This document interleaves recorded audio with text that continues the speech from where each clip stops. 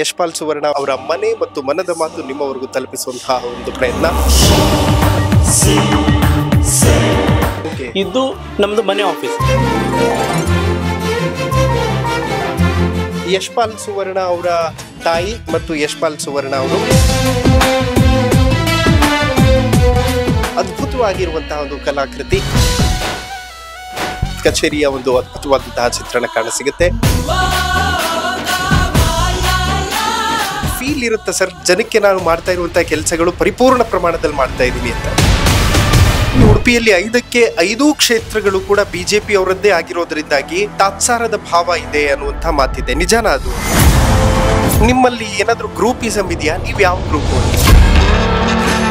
ಲಕ್ಷ್ಮೀ ಹೆಬ್ಬಾಳ್ಕರ್ ಅವರು ಇಲ್ಲಿ ಉಸ್ತುವಾರಿ ಸಚಿವರಿದ್ದಾರೆ, ಯಾವಾಗ ಬರ್ತಾರೆ ಯಾವಾಗ ಹೋಗ್ತಾರೆ ಅನ್ನುವಂಥದ್ದೇ ಗೊತ್ತಾಗಲ್ಲ ಅಂತ ಹೇಳ್ತಾರಪ್ಪ. ರಾಜಕಾರಣಿ ಅಂತ ಹೇಳಿದ್ರೆ ಕೇವಲ ಕುರ್ಚಿಗೆ ಸೀಮಿತವಾಗಿ, ಭಾಷಣಕ್ಕೆ ಸೀಮಿತವಾಗಿ ಇರಬಾರ್ದು. ನಮ್ಮ ಸೌತ್ ಕೇಂದ್ರ ಭಾಗದಲ್ಲಿ ಯಶ್ಪಾಲ್ ಸುವರ್ಣ ಹಿಂದೂ ಹುಲಿ ಅಂತ ಜನ ಹೇಳ್ತಾರೆ. ಯಾಕೆ ಅಷ್ಟೊಂದು ಫೈರ್ ಅಂತ? ನಮ್ಮ ಕರ್ತವ್ಯ, ನಮ್ಮ ಜವಾಬ್ದಾರಿ. ಕಾಂಪ್ರಮೈಸಿಂಗ್ ನೇಚರ್ ಇಂದ ರಾಜಕೀಯ ಮಾಡಿದವನಲ್ಲ. ವ್ಯಕ್ತಿಗಿಂತ ಪಕ್ಷ ದೊಡ್ಡ, ಪಕ್ಷಕ್ಕಿಂತ ದೇಶ ದೊಡ್ಡ. 5 ಗ್ಯಾರಂಟಿಯಲ್ಲಿ 1 ಗ್ಯಾರಂಟಿ ಉಡುಪಿಯಲ್ಲಿ ಫೇಲ್ ಆಗಿದೆ. ಎಲ್ಲ ಗ್ಯಾರಂಟಿ ಫೇಲ್ ಆಗಿದೆ. ನಿಮ್ ವಿರೋಧ ಪಕ್ಷದ ನಾಯಕರು ಅಡ್ಜಸ್ಟ್ಮೆಂಟ್ ರಾಜಕಾರಣಿನ. ತಮ್ಮ ಕುಟುಂಬದ ಬಗ್ಗೆ ಪರಿಚಯ ಮಾಡಿಕೊಡೋದಾದ್ರೆ ಸರ್? ನನ್ನ ಬ್ಯಾಚುಲರ್. ಕೆಲವು ದಿನ ಅಕ್ಕನ ಮನೇಲಿ ಇರ್ತೀನಿ, ಕೆಲವು ದಿನ ತಂಗಿ ಮನೇಲಿ, ಕೆಲವು ದಿನ ತಮ್ಮನ ಮನೇಲಿ ಇರ್ತೀನಿ.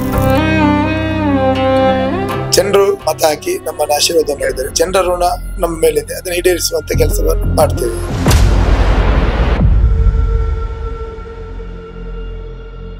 ಈ ಕಾರ್ಯಕ್ರಮದ ಪ್ರಾಯೋಜಕರು ವಿನಯ್ ಕುಮಾರ್ ತರೀಕೆರೆ, ಮಹಾಪ್ರಧಾನ ಕಾರ್ಯದರ್ಶಿ, ಬೆಂಗಳೂರು ಕೇಂದ್ರ ಲೋಕಸಭಾ ಕ್ಷೇತ್ರ, ಯುವ ಜನತಾ ದಳ. ಗೋಲ್ಡ್ ಲೋನ್ ಇಂಟ್ರೆಸ್ಟ್ ಎಷ್ಟು? 13,000 per month. ಅಭಯನಲ್ಲಿ ಇವತ್ತಿನ ಗೋಲ್ಡ್ ಪ್ರೈಸ್ ಚೆಕ್ ಮಾಡಿದ್ಯಾ? ಇಲ್ಲ. ಅಭಯನಲ್ಲಿ ಗೋಲ್ಡ್ ಸೇಲ್ ಮಾಡು, ಗೋಲ್ಡ್ ಇಂಟ್ರೆಸ್ಟ್ ಸೇವ್ ಮಾಡು. ಅಭಯ ಗೋಲ್ಡ್ ಬಯರ್ಸ್. ವೀಕ್ಷಕರೇ ನಮಸ್ಕಾರ, ನೀವು ನೋಡ್ತಾ ಇದ್ದೀರಾ ಹೆಲೋ ಹಿಂದೂ. ನಾನು ಸೈಯದ್ ಹಿದಾಯತ್. ಇವತ್ತು ಉಡುಪಿ ವಿಧಾನಸಭಾ ಕ್ಷೇತ್ರದ ಶಾಸಕ ಯಶ್ಪಾಲ್ ಸುವರ್ಣ ಅವರ ಹೋಮ್ ಟೂರ್ ಮಾಡೋದಕ್ಕೆ ನಾನು ಬಂದಿದ್ದೀನಿ. ನನ್ನ ಹಿಂದೆ ಕಾಣಿಸ್ತಾ ಇರೋದು ಯಶ್ಪಾಲ್ ಸುವರ್ಣ ಅವರ ನಿವಾಸ. ಸೊ ಕಂಪ್ಲೀಟ್ ಕಲ್ಲಿನ ಕೋಟೆಯ ರೀತಿಯಲ್ಲಿದೆ. ಸೊ ಇವತ್ತು ಅವರ ಮನೆಯನ್ನ ಎಕ್ಸ್ಪ್ಲೋರ್ ಮಾಡುವಂತಹ ಒಂದು ಪ್ರಯತ್ನ ಮಾಡ್ತೀನಿ. ಸೊ ಮನೆಗೆ ಎಂಟರ್ ಆದ ತಕ್ಷಣ ನಮಗೆ ನೇಮ್ ಬೋರ್ಡ್ ಕಾಣುತ್ತೆ, ಯಶ್ ಅಂತ ಹೇಳಿ, ಯಶ್ಪಾಲ್ ಸುವರ್ಣ ಅವರ ಹೆಸರು. ತುಂಬಾ ಅದ್ಭುತವಾಗಿ ಡಿಸೈನ್ ಮಾಡಿದ್ದಾರೆ. ಕಂಪ್ಲೀಟ್ ಕಲ್ಲಿನ ಕೋಟೆಯ ರೀತಿಯಲ್ಲಿ ಒಂದು ಫೀಲ್ ಕೊಡುತ್ತೆ. ಮತ್ತು ಮನೆಗೆ ಎಂಟರ್ ಆದ ತಕ್ಷಣ ಪ್ರತಿನಿತ್ಯವೂ ಕೂಡ ಪೂಜೆ ಪುನಸ್ಕಾರಗಳೊಂದಿಗೆ ದಿನಚರಿ ಆರಂಭ ಮಾಡ್ತಾರೆ. ಇದು ತುಳಸಿ ಕಟ್ಟೆ. ದೈವಭಕ್ತಿ ಯಥೇಚ್ಛವಾಗಿರುವಂತಹ ಕಾರಣ ಪೂಜೆ ಪುನಸ್ಕಾರಗಳಲ್ಲಿ ಹೆಚ್ಚಾಗಿ ತೊಡಗಿಸಿಕೊಂಡಿರ್ತಾರೆ. ಇನ್ಫ್ಯಾಕ್ಟ್ ಅವರು ತಮ್ಮ ಇಡೀ ಜೀವನವನ್ನ ಜನಸೇವೆಗಾಗಿ ಮುಡಿಪಾಗಿಟ್ಟಿದ್ದಾರೆ. ಮತ್ತು ಮದ್ವೆ ಕೂಡ ಆಗಿಲ್ಲ, ಬ್ರಹ್ಮಚರ್ಯವನ್ನೇ ಅನುಸರಿಸುವಂತಹ ನಿಟ್ಟಿನಲ್ಲಿ ಅವರ ಒಂದು ಪ್ರಯತ್ನ ಇದೆ. ಸೊ ಹೀಗಾಗಿ ಇವತ್ತು ಅವರ ಮನೆಯನ್ನ ತೋರಿಸುವಂತಹ ಒಂದು ಪ್ರಯತ್ನ ನಿಮಗೆ ಮಾಡ್ತಾ ಇದ್ದೇನೆ. ಸೊ ಇದು ಅವರ ಕಚೇರಿ, ಗೃಹ ಕಚೇರಿ. ಇದು ಇಲ್ಲಿ ಪ್ರತಿನಿತ್ಯವೂ ಕೂಡ ಮುಂಜಾನೆ ಜನಸಾಮಾನ್ಯರು ಬರ್ತಾ ಇರ್ತಾರೆ. ಅವರನ್ನ ಭೇಟಿಯಾಗಿ ಮಾತಾಡಿಸ್ಕೊಂಡು ಹೋಗುವಂತ ನಿಟ್ಟಿನಲ್ಲಿ ಎಂಟರ್ ಆದ ತಕ್ಷಣ ನಮಗೆ ಇಲ್ಲೊಬ್ರು ಅಟೆಂಡ್ ಮಾಡೋದಕ್ಕೆ ಅಂತ ಹೇಳಿ ಕುಳಿತುಕೊಳ್ಳುವಂತಹ ಜಾಗ. ಯಾರೇ ಜನ ಬಂದ್ರು ಅವ್ರನ್ನ ಅಟೆಂಡ್ ಮಾಡಿ ಏನು ಅವ್ರ ಸಮಸ್ಯೆ ಅನ್ನುವಂಥದ್ದನ್ನ ಇನ್ಡೆಪ್ತ್ ಆಗಿ ನೋಟ್ ಮಾಡಿಕೊಳ್ತಾರೆ. ಸೊ ಮತ್ತೊಂದು ಕಡೆ ನೆನಪಿನ ಕಾಣಿಕೆಗಳೆಲ್ಲವೂ ಕೂಡ ತುಂಬಾ ಕಾರ್ಯಕ್ರಮಗಳನ್ನ ಅಟೆಂಡ್ ಮಾಡುವಂತಹ ಪ್ರಯತ್ನ ಮಾಡ್ತಾ ಇರ್ತಾರೆ. ಹಾಗಾಗಿ ಅನೇಕ ನೆನಪಿನ ಕಾಣಿಕೆಗಳೆಲ್ಲವೂ, ಗೌರವ ಸ್ಮರಣಿಕೆಗಳೆಲ್ಲವೂ ಕೂಡ ಇರೋದನ್ನ ನೀವು ಗಮನಿಸಬಹುದು. ವೆಲ್ ಸರ್, ನಮಗೆ ಇವತ್ತು ಯಶ್ಪಾಲ್ ಸುವರ್ಣ ಅವರ ಕಚೇರಿ, ಗೃಹ ಕಚೇರಿ ಏನಿದೆ ಅದ್ರ ಬಗ್ಗೆ ಎಕ್ಸ್ಪ್ಲೋರ್ ಮಾಡೋದಕ್ಕೆ ಅವರ ಆಪ್ತ ಸಹಾಯಕರು ಕೂಡ ನಮ್ಮ ಜೊತೆ ಇದ್ದಾರೆ. ಸೊ ಮಾತಾಡಿಸ್ತಾ ಹೋಗೋಣ. ಪ್ರತಿನಿತ್ಯ ಹೇಗೆ ಎಷ್ಟು ಜನ ಬರ್ತಿರ್ತಾರೆ ಅಂತ ಡೈಲಿ?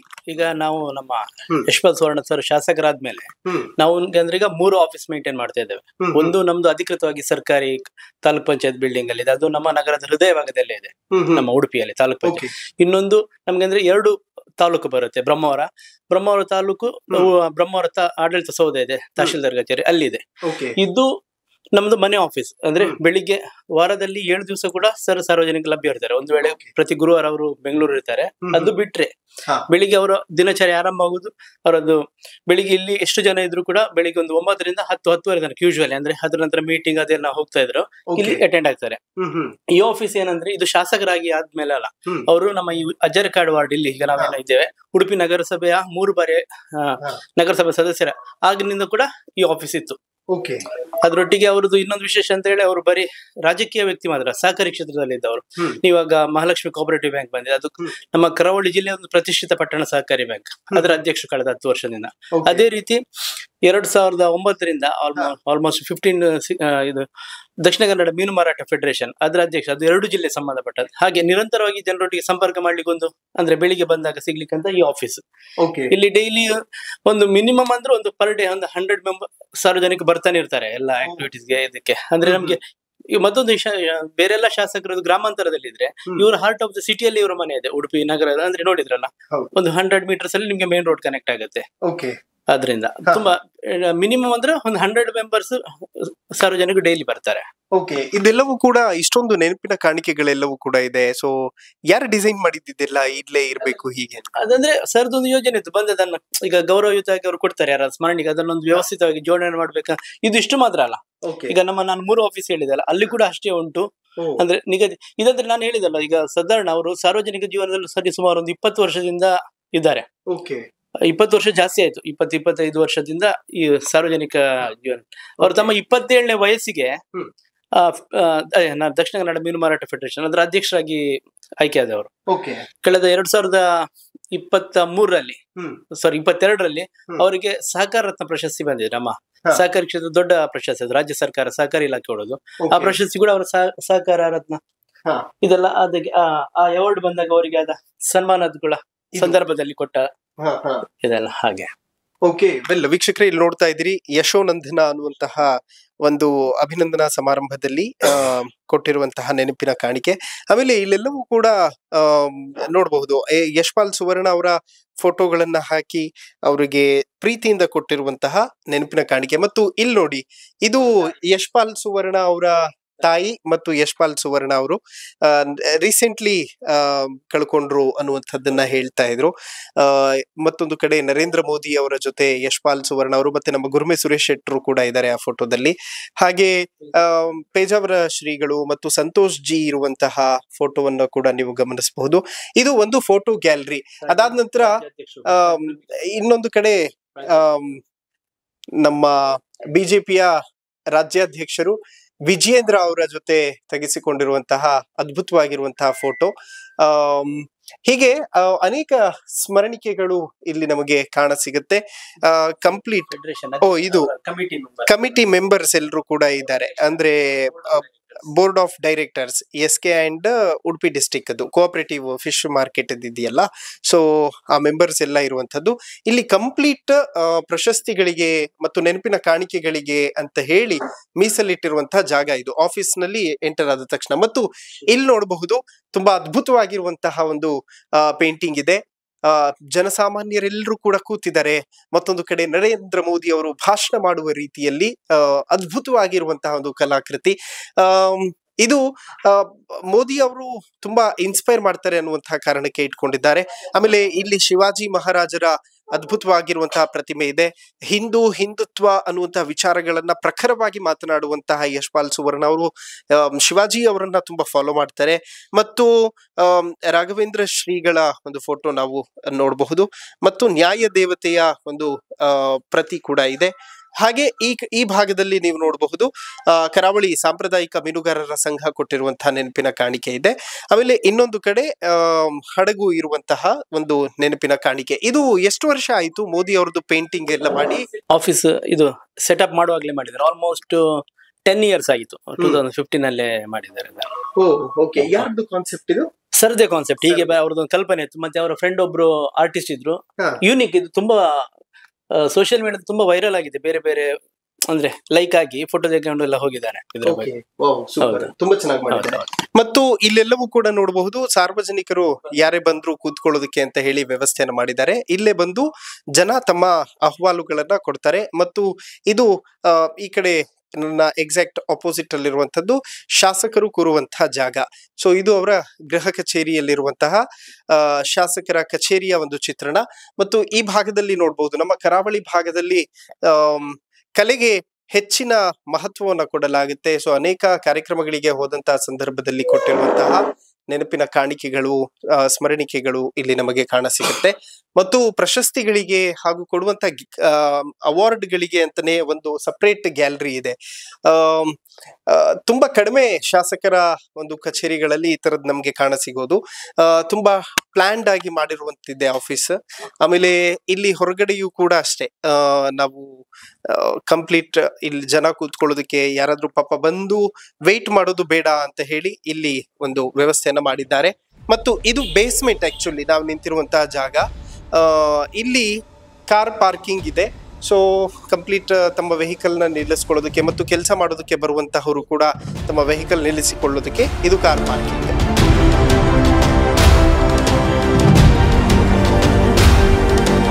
ವೀಕ್ಷಕರೇ ನಮಸ್ಕಾರ, ನೀವು ನೋಡ್ತಾ ಇದ್ದೀರಾ ಹೆಲೋ ಹಿಂದೂ. ನಾನು ಸೈಯದ್ ಹಿದಾಯತ್. ಇವತ್ತು ಉಡುಪಿ ವಿಧಾನಸಭಾ ಕ್ಷೇತ್ರಕ್ಕೆ ನಾವು ಬಂದಿದ್ದೀವಿ. ಸೊ ನನ್ನ ಹಿಂದೆ ಅದ್ಭುತವಾಗಿರುವಂತಹ ಒಂದು ಕಚೇರಿ ಕಾಣಿಸ್ತಾ ಇದೆ. ಸೊ ಇದು ಬ್ಯಾಂಕ್, ಮಹಾಲಕ್ಷ್ಮಿ ಬ್ಯಾಂಕ್. ಸೊ ಇವತ್ತು ನಮ್ಮ ಅತಿಥಿಯನ್ನ ಮಾತಾಡಿಸ್ತಾ ಹೋಗೋಣ. ಸೊ ಬನ್ನಿ, ಅವರ ಕಚೇರಿಗೆ ನಿಮ್ಮನ್ನು ಕರ್ಕೊಂಡು ಬಂದಿದ್ದೀನಿ. ಅವರ ಮನೆ ಮತ್ತು ಮನದ ಮಾತು ನಿಮ್ಮವರೆಗೂ ತಲುಪಿಸುವಂತಹ ಒಂದು ಪ್ರಯತ್ನ. ಸೊ ಎಂಟರ್ ಆದ ತಕ್ಷಣ ನಮಗೆ ಕಚೇರಿಯ ಒಂದು ಅದ್ಭುತವಾದಂತಹ ಚಿತ್ರಣ ಕಾಣಸಿಗುತ್ತೆ. ಪ್ರತಿನಿತ್ಯವೂ ಕೂಡ ಇಲ್ಲಿ ಶಾಸಕರು ಬಂದು ಜನರನ್ನ ಭೇಟಿ ಮಾಡುವಂತ ಸಂದರ್ಭದಲ್ಲೂ ಕೂಡ ಅಷ್ಟೇ, ಜನ ಇಲ್ಲಿದ್ರು ಇಲ್ಲೂ ಭೇಟಿ ಮಾಡ್ತಾರೆ. ಮತ್ತು ಅನೇಕ ಪ್ರಶಸ್ತಿಗಳೆಲ್ಲವೂ ಕೂಡ ಸಿಕ್ಕಿರುವಂತಹದ್ದನ್ನ ನೀವು ನೋಡಬಹುದು, ನೆನಪಿನ ಕಾಣಿಕೆಗಳು.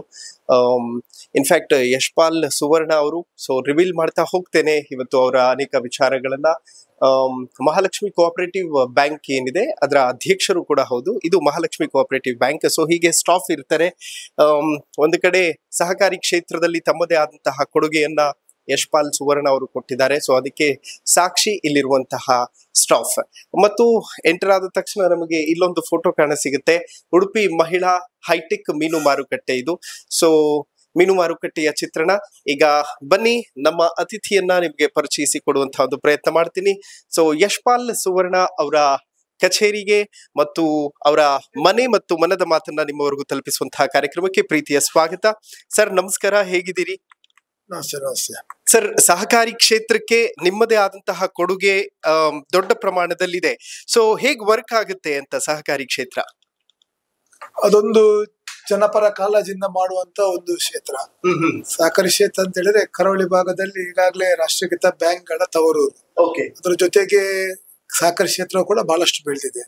ಇವತ್ತು ಜನರ ಆರ್ಥಿಕತೆಗೆ ದೊಡ್ಡ ಶಕ್ತಿ ನೀಡುವಂತ ಒಂದು ಕ್ಷೇತ್ರ ಇವತ್ತು ರಾಷ್ಟ್ರೀಕೃತ ಬ್ಯಾಂಕ್ ಜೊತೆಗೆ ಸಹಕಾರಿ ಕ್ಷೇತ್ರ. ಅದರಿಂದಾಗಿ ನಮ್ಮ ಬ್ಯಾಂಕಿಂಗ್ ನ ಮೂಲಕ ಕೂಡ ಜನರ ಬೇಡಿಕೆಗಳಿಗೆ, ಜನರಿಗೆ ತಮ್ಮ ಆಗುವಗಳಿಗೆ, ಬ್ಯಾಂಕಿಂಗ್ ನ ವ್ಯವಸ್ಥೆಗಳಿಗೆ ನಮ್ಮ ಕೊಡುಗೆಗಳನ್ನು ನಾವು ನೀಡ್ತಾ ಬರ್ತಿದ್ವಿ. Okay sir, Mahalakshmi bank cooperative bank ಇಂದಾಗಿ ಹೇಗೆ ಜನರಿಗೆ ಅನುಕೂಲ ಆಗ್ತಾ ಇದೆ ಅಂತ?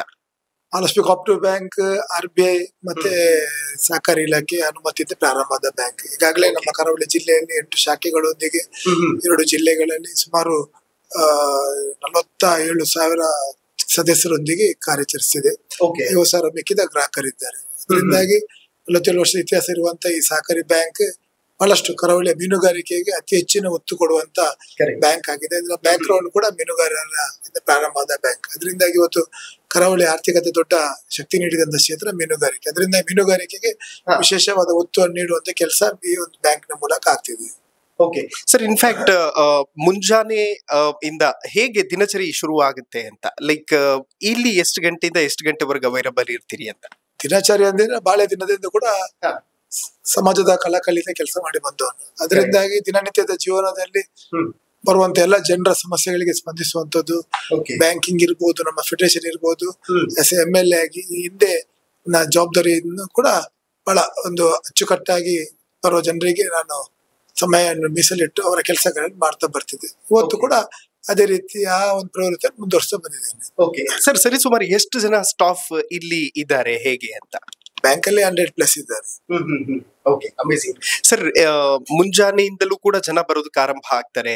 ಸೊ ಮನೆಯ ಬಳಿ ಕೂಡ ಕಚೇರಿ ಮಾಡ್ಕೊಂಡಿದ್ದೀರಿ. ಆ ಕಚೇರಿ ಹೇಗ್ ವರ್ಕ್ ಆಗುತ್ತೆ? ಅಲ್ಲಿ ಎಷ್ಟು ಜನ ಸ್ಟಾಫ್ ಇರ್ತಾರೆ? ಕ್ಷೇತ್ರದಲ್ಲಿ ಜನಪ್ರತಿನಿಧಿಯಾಗಿ ಶಾಸಕರ ನೆಲೆಯಲ್ಲಿ 3 ಕಚೇರಿಗಳಿದೆ. ಒಂದು ನನ್ನ ಮನೆಯಲ್ಲಿರುವಂತಹ ಗೃಹ ಕಚೇರಿ, ಇನ್ನೊಂದು ನಮ್ಮ ತಾಲೂಕ್ ಪಂಚಾಯತ್ ಕಚೇರಿ ಉಡುಪಿಯಲ್ಲಿರುವಂತದ್ದು, ಮತ್ತೆ ಪ್ರಮೋರ ಭಾಗದ ಗ್ರಾಮಾಂತರ ಭಾಗದ ಜನರಿಗೆ ಅಲ್ಲಿಯ ತಾಲೂಕು ಕಚೇರಿಯಲ್ಲಿ ನನ್ನ ಕಚೇರಿಗಳಿದೆ. ಅದರಿಂದಾಗಿ 3 ಕಚೇರಿಗಳಲ್ಲಿ ಕೂಡ ಜನರ ಅಹವಾಲನ್ನು ಸ್ವೀಕಾರ ಅಂತ ಕೆಲಸ ಕಾರ್ಯ ಅಲ್ಲಿ ಕೂಡ ಎಲ್ಲ ನಮ್ಮ 3 ಕಚೇರಿಯಲ್ಲಿ ಕೂಡ ಸಂಬಂಧಪಟ್ಟ ಸಿಬ್ಬಂದಿಗಳಿದ್ದಾರೆ. ನನ್ನ ಇಲಾಖೆಯಿಂದ ಮಾಡಿದಂತ PA ಅವರೊಬ್ರು ಇದ್ದಾರೆ. ಓಕೆ ಸರ್, ನಾನು ಇವತ್ತು ಬಂದದ್ದು ನಿಮ್ಮ ಕ್ಷೇತ್ರದ ಜನರ ಒಂದಷ್ಟು ವಿಚಾರಗಳು ಮತ್ತು ನಿಮ್ಮ ಮನೆ ಹಾಗೂ ಮನದ ಮಾತು ಜನರವರೆಗೂ ತಲುಪಿಸುವಂತಹ ಒಂದು ಪ್ರಯತ್ನ ಮಾಡ್ತಾ ಇದ್ದೀನಿ. ಸೊ ಒಟ್ಟಾರೆಯಾಗಿ ಈ ಬಿಸಿ ಶೆಡ್ಯೂಲ್ ನಲ್ಲಿ ಪರ್ಸನಲ್ ಲೈಫಿಗೆ ಟೈಮ್ ಕೊಡಕ್ ಆಗ್ತದ ಅಂತ? ಬಾಲ್ಯದಿಂದಲೂ ಕೂಡ ಈ ಸೋಷಿಯಲ್ ವರ್ಕ್ ಮಾಡೋ ಇಂಟ್ರೆಸ್ಟ್ ಇತ್ತು. ಅದರಿಂದಾಗಿ ಕಾಲೇಜ್ ಲೈಫ್ ಅಲ್ಲಿ ಕೂಡ ನಾವು ಇದೇ ರೀತಿ ಪಬ್ಲಿಕ್ ಅಲ್ಲಿ ಇನ್ವಾಲ್ವ್ಮೆಂಟ್ ಆಗಿ ಸಾಮಾಜಿಕವಾಗಿರ್ಬೋದು, ಧಾರ್ಮಿಕವಾಗಿ ಸಂಘಟನೆಯಲ್ಲಿ ತೊಡಗಿಕೊಂಡು ಬಂದ. ಅದರಿಂದಾಗಿ ಇದೇನು ಹೊಸ್ತೇನು ಕಾಣ್ತಾ ಇಲ್ಲ. ಸಮಯ ಸ್ವಲ್ಪ ಜನರೊಟ್ಟಿಗೆ ಇರ್ಲಿಕ್ಕೆ, ಬೇರೆ ಕೆಲಸ ಕಾರ್ಯ ಮಾಡ್ಲಿಕ್ಕೆ ಕಮ್ಮಿ ಸಿಗ್ತದೆ. ಆದ್ರೂ ಕೂಡ ನಾವು ಮ್ಯಾನೇಜ್ ಮಾಡ್ತೇವೆ. ಓಕೆ ಸರ್, ನಮ್ಮ ಜನಕ್ಕೆ ಇವತ್ತು ತಮ್ಮ ಕಚೇರಿ ಮತ್ತು ಮನೆಯನ್ನ ತೋರಿಸುವಂತಹ ಒಂದು ಪ್ರಯತ್ನ ಮಾಡ್ತಾ ಇದ್ದೇನೆ. ಸೊ ಫಸ್ಟ್ ಗೆ ತಾವೇ ಇಂಟ್ರೊಡ್ಯೂಸ್ ಮಾಡ್ಕೊಡ್ಬಹುದಾ ಸರ್, ತಮ್ಮ ಕಚೇರಿ ಹೇಗೆ, ಏನು ಎತ್ತ ವರ್ಕ್ ಆಗುತ್ತೆ ಅಂತ? ಅದೇ, ಇದು ನಮ್ಮ ಬ್ಯಾಂಕಿಂಗ್ ಆಫೀಸ್. ಇದು ನಮ್ಮ ಬ್ಯಾಂಕಿಂಗ್ ವ್ಯವಸ್ಥೆಗಳಿಗೆ ಒಂದು ಸೀಮಿತವಾಗಿತ್ತು. MLA ಆಫೀಸ್ ಜನಸಾಮಾನ್ಯರು ಬರುವಂತ ಒಂದು ಕಚೇರಿ. ಇಲ್ಲಿ ಬ್ಯಾಂಕಿಂಗ್ ವ್ಯವಹಾರಕ್ಕೆ ಸಂಬಂಧಪಟ್ಟದ್ದು ಮತ್ತೆ ಇನ್ನಿತರ ಜನರು ಬರ್ತಾರೆ. ಹೆಚ್ಚು ಜನರು ಬರುವಂತದ್ದು ಇಲ್ಲಿ ತಮ್ಮ ಬ್ಯಾಂಕಿಂಗ್ ವ್ಯವಹಾರಕ್ಕೆ ಸಂಬಂಧಪಟ್ಟಂತದ್ದು. MLA ಆಫೀಸಿಗೆ ಎಲ್ಲ ರೀತಿಯ ಸಮಸ್ಯೆಗಳು ಹಿಡ್ಕೊಂಡು ಅವರ ಇದಕ್ಕೆ ಬರ್ತಾರೆ. ಓಕೆ ಸರ್, ಇಲ್ಲಿ ಅನೇಕ ನೆನಪಿನ ಕಾಣಿಕೆಗಳಿದೆ. ಸೊ ಮಾತಾಡ್ತಾ ಹೋಗೋದಾದ್ರೆ, ಯಾವ ಸಂದರ್ಭದಲ್ಲಿ ಕೊಟ್ಟಂತಹ ನೆನಪಿನ ಕಾಣಿಕೆಗಳು ಇದು ಅಂತ ತುಂಬಾ ಅದ್ಭುತವಾಗಿ? ಅತಿ ಹೆಚ್ಚು ಕಾರ್ಯಕ್ರಮಗಳಿಗೆ ನಾವು ಭೇಟಿ ಕೊಟ್ಟ ಸಂದರ್ಭದಲ್ಲಿ ಅವರ ಕಾರ್ಯಕ್ರಮದ ನೆನಪಿಗಾಗಿ ಅವರು ಕೊಡ್ತಾರೆ. ಇದರಿಂದ ಅವರು ಕೊಟ್ಟ ಒಂದು ಗೌರವವನ್ನು ಅದನ್ನು ನಮ್ಮ ಕಚೇರಿಗಳಲ್ಲಿ ಅದಕ್ಕೆ ಒಂದು ಸ್ಥಳವನ್ನು ಮೀಸಲಿಟ್ಟು ಅದನ್ನು ಇಡುವಂತ ಕೆಲಸ ಕಾರ್ಯಗಳಾಗ್ತಿದೆ. ಸರ್, ಇವತ್ತು ನಿಮ್ಮ ಕಂಪ್ಲೀಟ್ ಒಂದು ಶೆಡ್ಯೂಲ್, ಅದ್ರ ಜೊತೆಗೆ ಹೇಗೆಲ್ಲ ನಿಮ್ಮ ಕಾರ್ಯಕ್ಷೇತ್ರ ಇರುತ್ತೆ ಅನ್ನುವಂಥದ್ದನ್ನ ಪರಿಚಯಿಸುವಂತಹ ಪ್ರಯತ್ನ ಮಾಡ್ತಾ ಇದ್ದೀನಿ. ಸೊ ಓವರ್ ಆಲ್ ಆಗಿ ಸರ್, ಈ ಕ್ಯಾಬಿನ್ ನಲ್ಲಿ ಬಂದಾಗ ಲೈಕ್ ಆ ಫೀಲ್ ಇರುತ್ತೆ ಸರ್, ಜನಕ್ಕೆ ನಾನು ಮಾಡ್ತಾ ಇರುವಂತಹ ಕೆಲಸಗಳು ಪರಿಪೂರ್ಣ ಪ್ರಮಾಣದಲ್ಲಿ ಮಾಡ್ತಾ ಇದ್ದೀನಿ ಅಂತ. MLA ಆಗೋಕ್ಕಿಂತ ಮುಂಚಿತ ದಿನಗಳಲ್ಲಿ ಕೂಡ ನಗರಸಭಾ ಸದಸ್ಯನಾಗಿ ಜನಪರ ಸೇವೆಗಳನ್ನು ಮಾಡ್ತಿದ್ದೆ. ಅದರಿಂದ ಇದು ಹೊಸ್ತೇನು ಕಾಣುದಿಲ್ಲ. ಈ ಒಂದು ಸ್ಥಾನ ಹೆಚ್ಚಿನ ಜವಾಬ್ದಾರಿ ಜನರ ಕೊಟ್ಟಿದ್ದಾರೆ. ಅದರಿಂದ ನನ್ನ ಹೆಗಲ ಮೇಲೆ ಜನರ ಜವಾಬ್ದಾರಿ ಹೆಚ್ಚುಂಟು. ಅದರಿಂದಾಗಿ ಜನರಿಗೆ ನ್ಯಾಯ ಕೊಡುವಂತ ಕೆಲಸವನ್ನು ನಾನು ಮಾಡ್ತಿದ್ದೇನೆ. ಯಾಕೆಂದ್ರೆ ಜನರ ಋಣ ನನ್ನ ಮೇಲೆ ಉಂಟು. ಅದನ್ನು ತೀರಿಸುವಂತ ಪ್ರಾಮಾಣಿಕ ಪ್ರಯತ್ನಗಳನ್ನ ನಾವು ಮಾಡ್ತಿದ್ದೇವೆ. ಓಕೆ ಸರ್, ಒಂದು ಕಡೆ ಶಾಸಕರಾಗಿ ನಾವು ಕೆಲಸ ಮಾಡುವಂತಹ ಸಂದರ್ಭದಲ್ಲಿ ಅಲ್ಲೇ ನೂರಾರು ತಲೆಭಾರ ಇರುತ್ತೆ. ಅದ್ರ ಜೊತೆಗೆ ಬೇರೆ ಬೇರೆ ಕ್ಷೇತ್ರಗಳಿಗೂ ಕೂಡ ನಮ್ಮನ್ನ ಮೀಸಲು ಇಡಬೇಕು ಅಂತಂದ್ರೆ ಲೈಕ್ ತುಂಬಾ ಮೆಂಟಲಿ ಒಂಥರ ಡಿಸ್ಟರ್ಬ್ ಆಗುತ್ತೆ ಅಂತ. ಹಾಗೇನಿಲ್ಲ, ಅದು ನಮ್ಮ ಒಂದು ಏನ್ ಹೇಳ್ತಾರೆ, ಜನ ಪರ ಕಾಳಜಿಯಿಂದ ಕೆಲಸ ಮಾಡುವಾಗ ಅದೇನು ಆ ರೀತಿ ಕಾಣಿಸೋದಿಲ್ಲ. ಕರೆಕ್ಟ್. ಹೇಗ್ ಮ್ಯಾನೇಜ್ ಮಾಡ್ತೀರಿ ಸರ್ ಈ ಬ್ಯಾಂಕಿಂಗ್ ಸೆಕ್ಟರ್ ಮತ್ತೆ ಮೀನುಗಾರರದ್ದು? ಹೇಳಿದ್ರೆ ಬಾಲ್ಯದಿಂದಲೂ ಕೂಡ ಜನರ ಸೇವೆ ಮಾಡಬೇಕೆಂಬ ಒಂದು ಉಮೇದು ಇಟ್ಕೊಂಡು ಕೆಲಸ ಮಾಡಿದವನು. ಅದರಿಂದಾಗಿ ಸ್ವಲ್ಪ ಸಮಯ ಕಮ್ಮಿ ಆಗ್ತದೆ ಬಿಟ್ರೆ ಅಷ್ಟೇನು ಕಾಣುದಿಲ್ಲ. ಓಕೆ ವೀಕ್ಷಕರೇ, ಈಗ ನೀವು ನೋಡ್ತಾ ಇರುವಂತಹ ಕ್ಯಾಬಿನ್ ಏನಿದೆ, ಇದು ಸರ್ ಕೂತ್ಕೊಂಡು ಕೆಲಸ ಮಾಡುವಂತಹ ಜಾಗ. ಇನ್ನೊಂದು ಸ್ವಲ್ಪ ನಾವು ಹೊರಗಡೆ ಹೋದ್ರೆ ಇಲ್ಲೊಂದು ಅದ್ಭುತವಾಗಿರುವಂತಹ ಫೋಟೋ ಇದೆ. ಸೊ ಅದ್ರ ಬಗ್ಗೆ ನಾವು ಮಾತಾಡ್ಲೇಬೇಕು. ಸರ್, ಇಲ್ಲಿ ಉಡುಪಿ ಮಹಿಳಾ ಹೈಟೆಕ್ ಮೀನು ಮಾರುಕಟ್ಟೆ ಅನ್ನುವಂತಹ ಒಂದು ಫೋಟೋ ಇದೆ. ಸೊ ಹೇಗ್ ಶುರು ಆಯ್ತು, ಹೇಗ್ ಬಂತು ಈ ಕಾನ್ಸೆಪ್ಟ್ ಅಂತ? ಭಾಗದ ಆರ್ಥಿಕ ದೊಡ್ಡ ಕೊಡುಗೆ ನೀಡಿದ ಕ್ಷೇತ್ರ ಮೀನುಗಾರಿಕೆ. ಇಲ್ಲಿ ಪುರುಷರಿಗೆ ಸರಿಸಮಾನವಾಗಿ ಮಹಿಳೆಯರು ಕೂಡ ಪುರುಷರು ಹಿಡಿದ ಮೀನನ್ನು ಮಾರುಕಟ್ಟೆ ಇರ್ಬೋದು ತಲೆ ಮೇಲೆ ಅದನ್ನು ಇಟ್ಕೊಂಡು ಮನೆ ಮನೆಗೆ ಮಾರಾಟ ಮಾಡುವ ಮೂಲಕ ಅವರ ದಿನಾಚರಣೆಯನ್ನು ಮಾಡ್ತಾರೆ. ಇದರಿಂದಾಗಿ ಕರಾವಳಿ ಭಾಗದಲ್ಲಿ ಮೀನುಗಾರಿಕೆ ದೊಡ್ಡ ಒಂದು ಕೊಡುಗೆ ಕ್ಷೇತ್ರ. ಸರ್, ಯಾರು ಕೊಟ್ಟದ್ದು ಸರ್ ಪೇಂಟಿಂಗ್? ಅದು ತುಂಬಾ ಬ್ಯೂಟಿಫುಲ್. ಉಡುಪಿ ತಾಲೂಕು ಹಸಿಮೀನು ಮಹಿಳಾ ಮೀನು ಮಾರಾಟಗಾರ ನಾನು ಶಾಸಕನಾಗಿ ಬಂದಾಗ ನನ್ನನ್ನು ಗೌರವಿಸುವಂತ ಸಂದರ್ಭದಲ್ಲಿ ಅವರ ಕಾಣಿಕೆಯಾಗಿ ನೀಡಿದಂತ ಈ ಫೋಟೋ. ಓಕೆ ಸರ್, ನಾವು ಯಾವುದೇ ಪರ್ಟಿಕ್ಯುಲರ್ ಕ್ಷೇತ್ರಕ್ಕೆ ನಮ್ಮದೇ ಆದಂತಹ ಕಾಂಟ್ರಿಬ್ಯೂಷನ್ ಕೊಟ್ಟಾಗ ಜನ ಬೇಗ ಕನೆಕ್ಟ್ ಆಗಿ ಬಿಡ್ತಾರೆ. ಅವರ ಪ್ರೀತಿ ಮತ್ತು ಅವರ ವಿಶ್ವಾಸವನ್ನ ಗಳಿಸುವಂತಹ ಪ್ರಮಾಣದಲ್ಲಿ ಯಾವ ತರ ಸಕ್ಸಸ್ ಆದ್ರಿ ಅಂತ? ಖಂಡಿತವಾಗಿಯೂ ನನ್ನದೇ ಹೇಳಿದಾಗೆ ಬಾಲ್ಯದಿಂದಲೂ ಕೂಡ ಜನರೊಟ್ಟಿಗೆ ಇದ್ದವನು. ಅದರಿಂದಾಗಿ ಮೀನುಗಾರಿಕೆ ಇರ್ಬೋದು, ಸಹಕಾರಿ ಕ್ಷೇತ್ರ ಇರ್ಬೋದು, ಸಂಘಟನೆಯಲ್ಲಿ ಇರ್ಬೋದು, ಅದೇ ರೀತಿ ಒಬ್ಬ ಜನಪ್ರತಿನಿಧಿಯಾಗಿದ್ದುಕೊಂಡು ಉಡುಪಿ ನಗರದಲ್ಲಿ ಕೆಲಸ ಕಾರ್ಯಗಳು ಮಾಡ್ತಿದ್ದೆ. ಇವತ್ತು ನಾನು ಈ ಮಟ್ಟಕ್ಕೆ ಬೆಳಿಬೇಕಾದ್ರೆ ಇವರೆಲ್ಲ ಸಹಕಾರಿ ಕ್ಷೇತ್ರದಿರ್ಬೋದು, ಮೀನುಗಾರರದಿರ್ಬೋದು, ಅದೇ ರೀತಿ ಸಂಘಟನೆ ಕಾರ್ಯಕರ್ತರು ಕೂಡ ನಂಗೆ ದೊಡ್ಡ ಶಕ್ತಿಯಾಗಿ ನಿಲ್ಲಕ್ಕೆ ಹೋಗಿ ಇವತ್ತು ನಾನು ಜನಪ್ರತಿನಿಧಿಯಾಗಿ ನನ್ನ ಕರ್ತವ್ಯವನ್ನು ಮಾಡ್ತಿದ್ದೇನೆ. Amazing sir. ನಾನು ಅನೇಕ ಕ್ಷೇತ್ರಗಳಿಗೆ ಹೋಗ್ತಾ ಇದ್ದೆ ಸರಿ, ಸುಮಾರು 120 ಶಾಸಕರನ್ನ ಇಲ್ಲಿ ತನಕ ಮಾತಾಡಿಸಿದ್ದೇನೆ. ಎಲ್ರೂ ಒಂದೇ ಕಂಪ್ಲೇಂಟ್ ಸರ್, ನಮಗೆ ಅನುದಾನ ಬರ್ತಿಲ್ಲ, ಬಿಕಾಸ್ ಆಫ್ ಗ್ಯಾರಂಟಿಯಿಂದ ಸಿಕ್ಕಾಪಟ್ಟೆ ಸಮಸ್ಯೆ ಆಗ್ತಿದೆ ಅಂತ. ಸೊ ಇಲ್ಲಿ ಯಾವ ತರ ಇದೆ ಸರ್ ಪರಿಸ್ಥಿತಿ? ಉಡುಪಿಗೆ ಸರಿಯಾದ ಪ್ರಮಾಣದಲ್ಲಿ ಸಿಗ್ತಾ ಇದೆಯಾ ಅನುದಾನಗಳೆಲ್ಲವೂ ಕೂಡ? ಯಾವುದೇ ಕೊರತೆ ಇಲ್ವಾ ಅನುದಾನದ ವಿಚಾರದಲ್ಲಿ? ಇಡೀ ರಾಜ್ಯಕ್ಕೆ ತಿಳಿದ ವಿಷಯ. 224 ಕ್ಷೇತ್ರಗಳಲ್ಲಿ ಕೂಡ ಇವತ್ತು ಆಸ್ ಎ ಬಿಜೆಪಿ MLA ಆಗಿ ನಾನು ಮಾತು ಹೇಳ್ತೇನೆ, 224 ಕ್ಷೇತ್ರಗಳಲ್ಲಿ ಕೂಡ ಇದೇ ರೀತಿ ಅಪವಾದಗಳು ಸರ್ಕಾರದ ಮೇಲೆ ಉಂಟು. ಕೆಲವು ಬೆರಳೆಣಿಕೆಯ ಪ್ರಭಾವಿ ಕಾಂಗ್ರೆಸ್ ಶಾಸಕರಿಗೆ, ಸಚಿವರಿಗೆ ಹೊರತುಪಡಿಸಿದ್ರೆ ಬೇರೆ ಯಾರಿಗೆ ಇವತ್ತು ಅನುದಾನಗಳು ಬರ್ತಿಲ್ಲ. ಅದರಿಂದಾಗಿ 224 ಕ್ಷೇತ್ರದಲ್ಲಿ ಕೂಡ ಅದೇ ರಾಗ ಅದೇ ಹಾಡು ಅಂತ ನಾನು ಹೇಳಲಿಕ್ಕೆ ಬಯಸ್ತೇನೆ. ಓಕೆ ಸರ್, ಸ್ಪೆಷಲಿ ಉಡುಪಿಯಲ್ಲಿ 5ಕ್ಕೆ 5 ಕ್ಷೇತ್ರಗಳು ಕೂಡ ಬಿಜೆಪಿ ಅವರದ್ದೇ ಆಗಿರೋದ್ರಿಂದಾಗಿ ಎಲ್ಲೋ ಒಂದು ಕಡೆ ತಾತ್ಸಾರದ ಭಾವ ಇದೆ ಅನ್ನುವಂತ ಮಾತಿದೆ, ನಿಜಾನ ಅದು ಅಂತ? ನಮ್ಗೆ ತಿಳಿದಿರುವ ಹಾಗೆ ಉಡುಪಿ ಮತ್ತೆ ಮಂಗಳೂರು ಜಿಲ್ಲೆಯನ್ನು ಈಗಾಗಲೇ ಅಭಿವೃದ್ಧಿ ದೃಷ್ಟಿಯಲ್ಲಿ ಅನುದಾನದಲ್ಲಿ ಕೂಡ ಬಹಳಷ್ಟು ರೀತಿಯಲ್ಲಿ ತಾರತಮ್ಯಗಳನ್ನು ಮಾಡ್ತಾ ಇದ್ದಾರೆ. ಯಾಕೆಂದ್ರೆ ಇದು ಬಿಜೆಪಿಯ ಭದ್ರಕೋಟೆ, ಬಿಜೆಪಿ ಅತಿ ಹೆಚ್ಚು ಸ್ಥಾನ ಗಳಿಸುವಂತ ಕ್ಷೇತ್ರ, ಬಿಜೆಪಿಗೆ ಬಹಳ ದೊಡ್ಡ ಲೀಡ್ ಕೊಡುವಂತ ಒಂದು ಭಾಗ ಅಂತ.